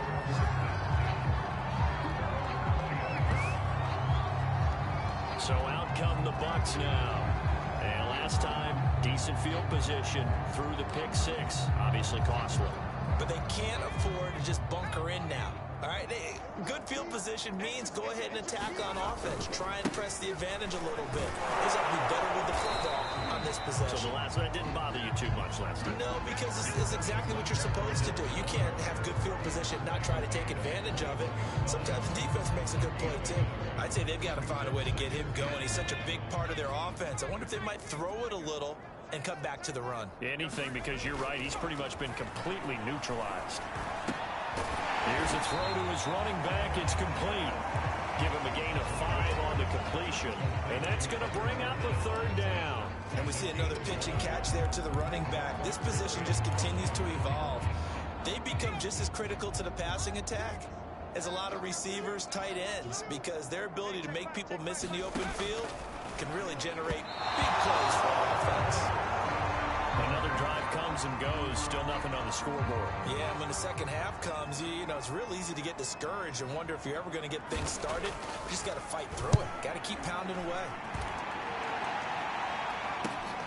Waddle now to return it. Ooh, with a juke. And shedding a man at the 40. A tremendous return there, 39 yards. And the Ravens set up well to begin their drive as it'll begin in enemy territory already. So 1st and 10, and if they score on this drive, might have to start digging into our second half blowout material. Running the toss here to Dillon. He can't get him down. And brought down, but not before they're inside the 25. And that's the big fella's MO right there. Running through tackles, keeping the sticks moving forward. This defense, if you don't bring 11 guys to the ball to try and get him on the ground, he's going to keep making runs like that. I feel the press box shaking every time he touches the rock. He'll have a first down inside the 10. And he'll finally be taken down at the 2-yard line. He was trying to dance in around the sideline, but fell just a couple of yards short. Still, he's got him in great position. He certainly does. They did a nice job keeping him from getting into the end zone, but they're definitely back on their heels after that run. And they'll try to pound it in with Ricard. And he will take it in for a Ravens touchdown. Patrick Ricard, his first touchdown of the new season. And the Ravens continue to pour it on. And when the smaller guy can't power it across the goal line, Charles, sometimes you need to go with a fullback. They did. It worked. What's that thing about force and mass? How's that? Oh, yeah. Force equals mass times acceleration. Oh, that's big-time stuff. That's from the same guy the apple dropped on his head, right? Tucker now to add the point after. And the lead grows even larger here in the third quarter. So they only needed 3 plays on that drive. And it's culminated by a 2-yard touchdown run.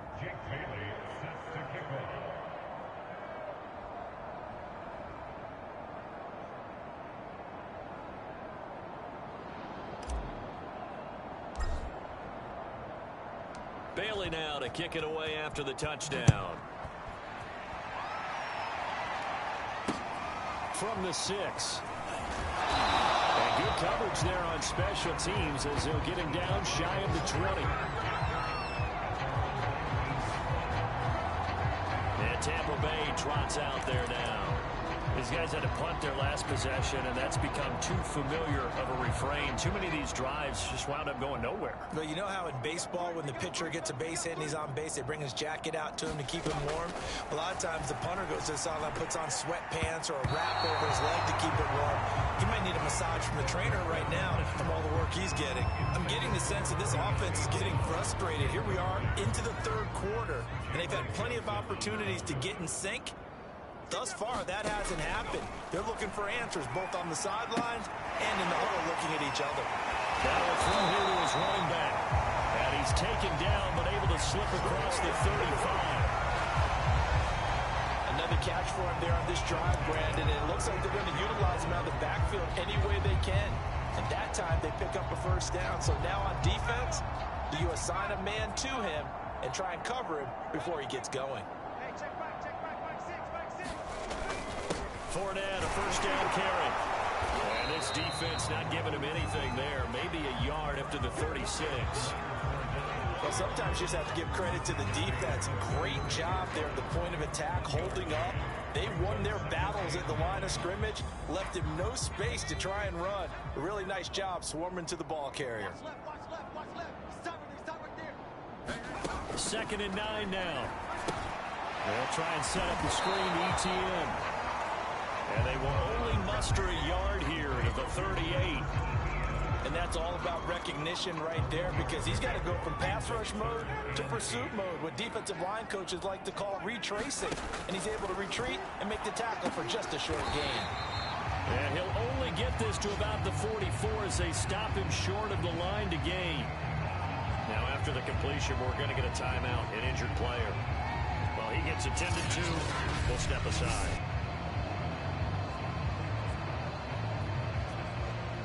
Here comes the Buccaneers punter now, as he's on here to punt it away.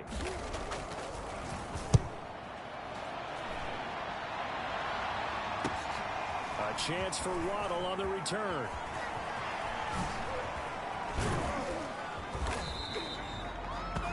A great return there, bobbing and weaving his way for 31 yards. And that will come the offense as they take over.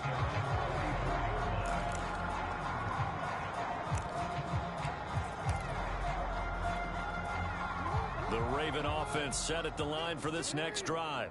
And they're hoping to redo their efforts in the last drive when they got into the end zone. And just think of what it's like now on the sideline, because when you score a touchdown, you have to go over and look at the tablet and see what you did on the last drive.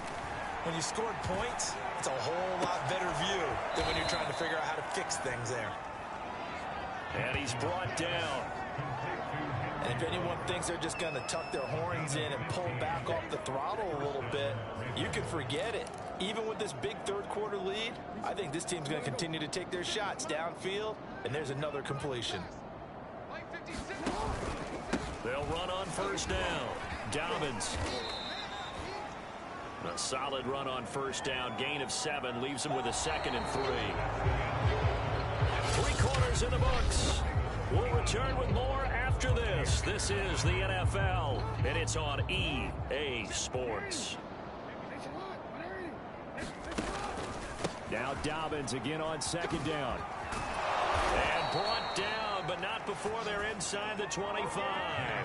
48 yards rushing for him now on just 6 carries to this point. Well, I can certainly tell my age, partner, because when I was a kid, running backs like J.K. Dobbins with over 2,000 yards in their final season in college, they went early in the draft. Instead, he somehow lasted until the 2nd round. But how great is it to get a guy with that ability who can run it inside, run to the perimeter, and catch the football in the backfield? And in for the Ravens touchdown. Mark Andrews, a 24-yard touchdown. And the Ravens are closing in on a 3rd straight win as they widen the gap further here in the 4th quarter. So another score there, and often you talk about the 3 phases of the game. Defense, offense, special teams. It's been a clean sweep in this one, hasn't it? It certainly has. They've been pretty dominant throughout this game. And privately, the head coach will add a 4th phase. That's the coaching. And he'll tell the ownership that as he tries to negotiate a new contract off of this win. They are looking strong here in the 4th quarter. Tucker with the extra point, and that will extend this big lead. Just a 4-play drive that time, and it's capped off by the Baltimore score.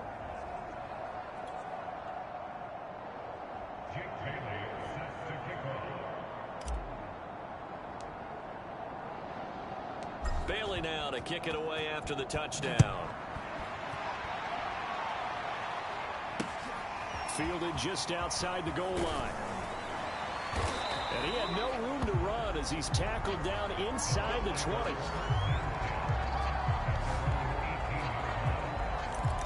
Back now comes Tampa Bay. Their mini 2-game win streak appears it might be going by the wayside unless they can pull a rabbit out of their hat. They'll come out throwing here to start the drive. It's complete to Brown, right side. And he's tackled a yard short of the marker. Good gain of 9 on first down. And just a yard to go here on 2nd down.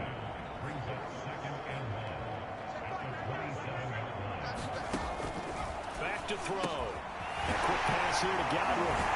And they get him down, but not before he takes it across the 40-yard line. Hard to believe his first catch of the game defensively. They bottled him up. That's why they're well on their way to victory. Put your best cover guy on him and then change the coverages behind him throughout the game. Brackets, double, zone, man, you name it. Make sure he gets a lot of angles. They'll look to throw now on first down. And he goes down. The Ravens able to get to him. The defense rising to the challenge and setting him back on the sack. He seemed to have a reasonable amount of time in the pocket, but he couldn't get rid of the football, and the end result, Charles, him on the ground. Yeah, he's got to keep an internal clock to go along with his offensive line. When you're talking about 3, 4, 5 seconds, that's a reasonable amount of time to expect to deliver the ball downfield. So great to try and complete a pass, but it's equally important to know when to throw the football away, too. At this point in the game, they've got to continue to try anything they can. They're still working at it, even though this one feels like a lost cause. The Bucs on 3rd down. Can you believe it? 0 for 9 thus far. This will be 3rd and forever. Looking to throw. And that's knocked away and incomplete.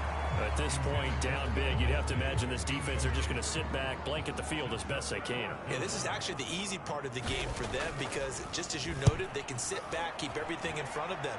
But they've blanketed the field the entire game using a variety of coverages.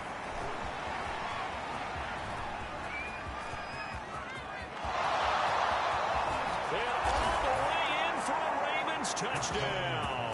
72 yards on the punt return. And the Ravens are closing in on a third straight victory to start the campaign. Even though they've got this big advantage, Charles, they are not taking their foot off the gas pedal right now. Well, I think what we're seeing is the result of all their great preparation and great practice time during the week. And even though it seems like this is a great chance to pull people back and maybe, not try and score a few more times, they don't want to do that. I think they're enjoying what they're seeing, the collective effort, and they want to play it all the way out.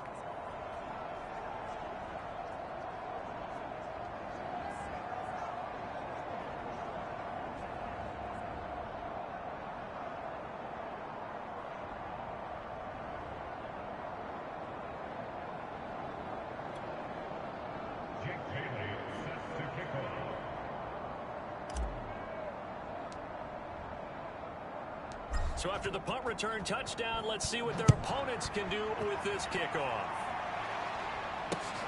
This will be fielded inside the 5. And he will be brought down here inside the 20. Good coverage as he's dropped at the 17. Here comes the Tampa Bay offense now heading back out onto the field. And let's face it, this drive is not going to have any bearing on this game, but it's kind of important for one reason, isn't it? It certainly is. You got to get points. And, okay, all right, I'm being facetious here. But you get points, you feel a little bit better about yourself as you move on to the next one. No gain there on the completion, 2nd and 10. Well, that was a simple throw and catch, but even with that completion, 0 yards gained, so they're behind schedule on down and distance. I think they were hoping to get it to him. He could make a man or two miss, but that window closed quickly. Pressure gets to him, and down he goes. Back at the 4-yard line. The defense rising to the challenge and setting him back on the sand. Well, if an offense is going to throw the ball in this part of the field, any pass rusher will tell you that's his favorite part. Gets a chance to get after the quarterback. It's almost like a reverse red zone. They can create points using their defense, and this time they take their man down. Here we go, D. Here I come again. Now on 3rd and long, they'll look to throw. Under pressure, and down he goes in the end zone, and that's a safety. Things are just going from bad to worse now. It's a safety that does him in here, and that is one frustrated offensive unit. They can't get out from under their own shadow right now. I mean, I know this is the NFL, but could you imagine a college crowd right now? Imagine what they'd be doing. They'd be chanting, "Start the bus," because they think this one is over.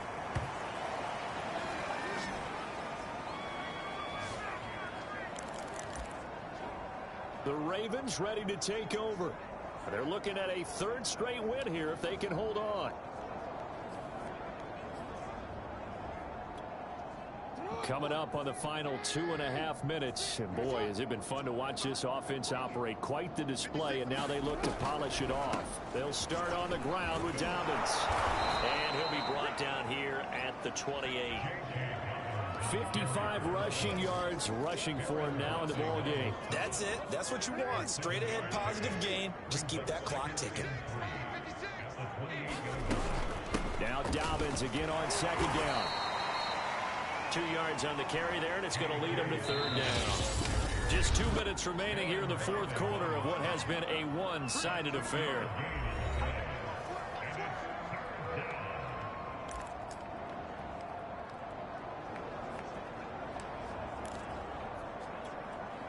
So it's Raven football here as we welcome you back.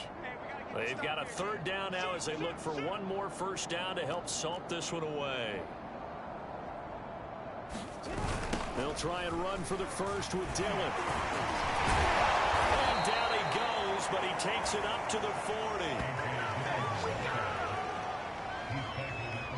Well, you know me, partner. I never tell them to back off of being aggressive, but sometimes you see the consequences when you're overly aggressive and you don't secure tackles. Guys break through. Trying to sell out to pry that football loose, and just as you said, cost some yardage. Yeah, you got to go get him. Stand him up first before you go for the ball. Don't just go for it initially.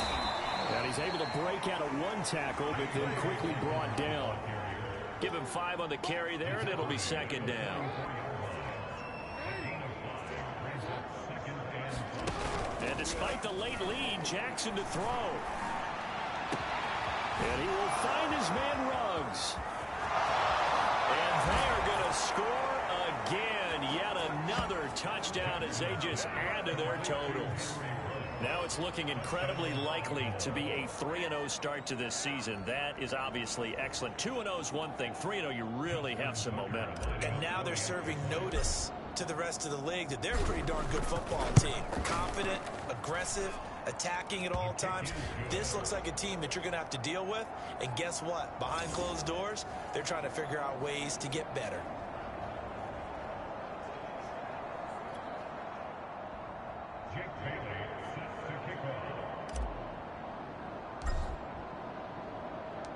Bailey now to kick it away after the touchdown.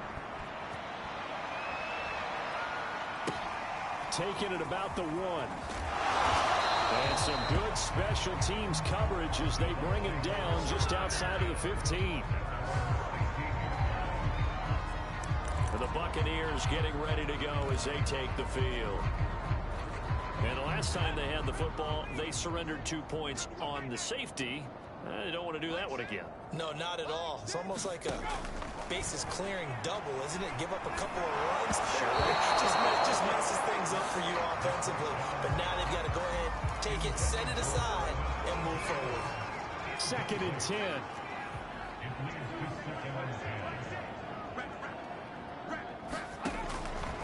He'll look to throw. And he's got his big tight end over the middle, complete. And way up past the 35 before he's taken down. Now the Ravens going to use one of their timeouts. It's just their first. They've got 2 more to use here in the final stages. They'll try the right side here with Fournette. And this has been a familiar sight all afternoon as they stop him behind the line. The Ravens going to use the 2nd of their timeouts. That'll leave them with just 1 remaining in this 4th quarter of play. So the first down run lost a couple. Now they come up 2nd and 12. They'll drop to throw. Nowhere to go here. He lost the football. And it's picked up by the Ravens. And that should just about do it. They return it to the end zone, sealing it with a defensive touchdown. Now Tucker to add the PAT.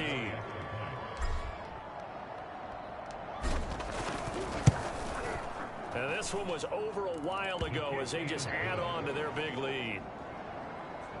The scoop and score, always an exciting play in football, and we witnessed it there, grabbing it off the ground and then rumbling it into the end zone for 6.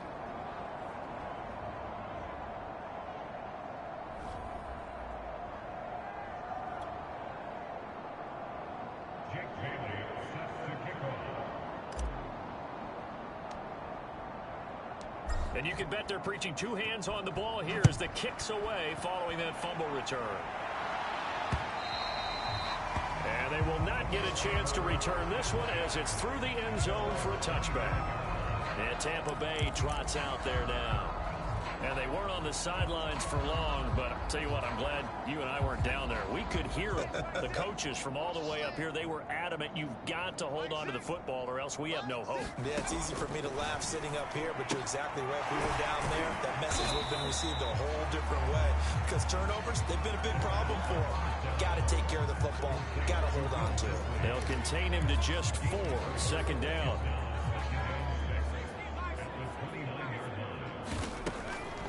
Look to throw here. And his pass is intercepted for the 4th time today. If you were me, you'd see this Jackson. And he will bring this back. It's a pick 6 and a Raven touchdown. Defensively, they've had their way in this one. That pick six makes that scoreboard even more lopsided. I remember talking with a guy in the league, and I said, what do you do when the game's like this? You know, it's pretty much over. You ready to go to the bench and hang out? He said, oh, heck no. I want to stay on the field. I might get some stats. I might get a pick or two. You like being out there at the end of these wide margins. When they have to throw it, that gives you more opportunities to go get it. Tucker able to connect on the extra point, and the lead will swell by one more.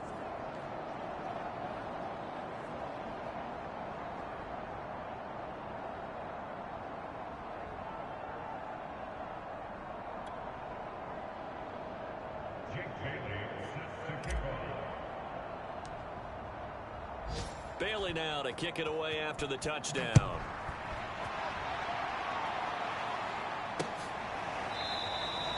And not willing to risk another fumble. He'll sit on this one. It's a touchback.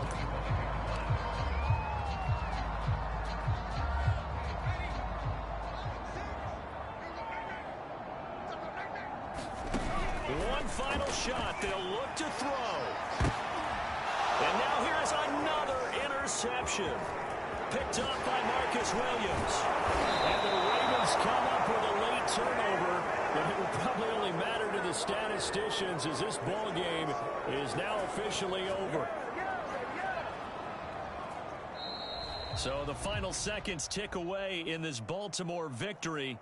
And I tell you what, Charles, this might be about as good as it gets. They were incredible. Yeah, offense was in fine form. The defense threw the shutout at them. I think they worked in concert together.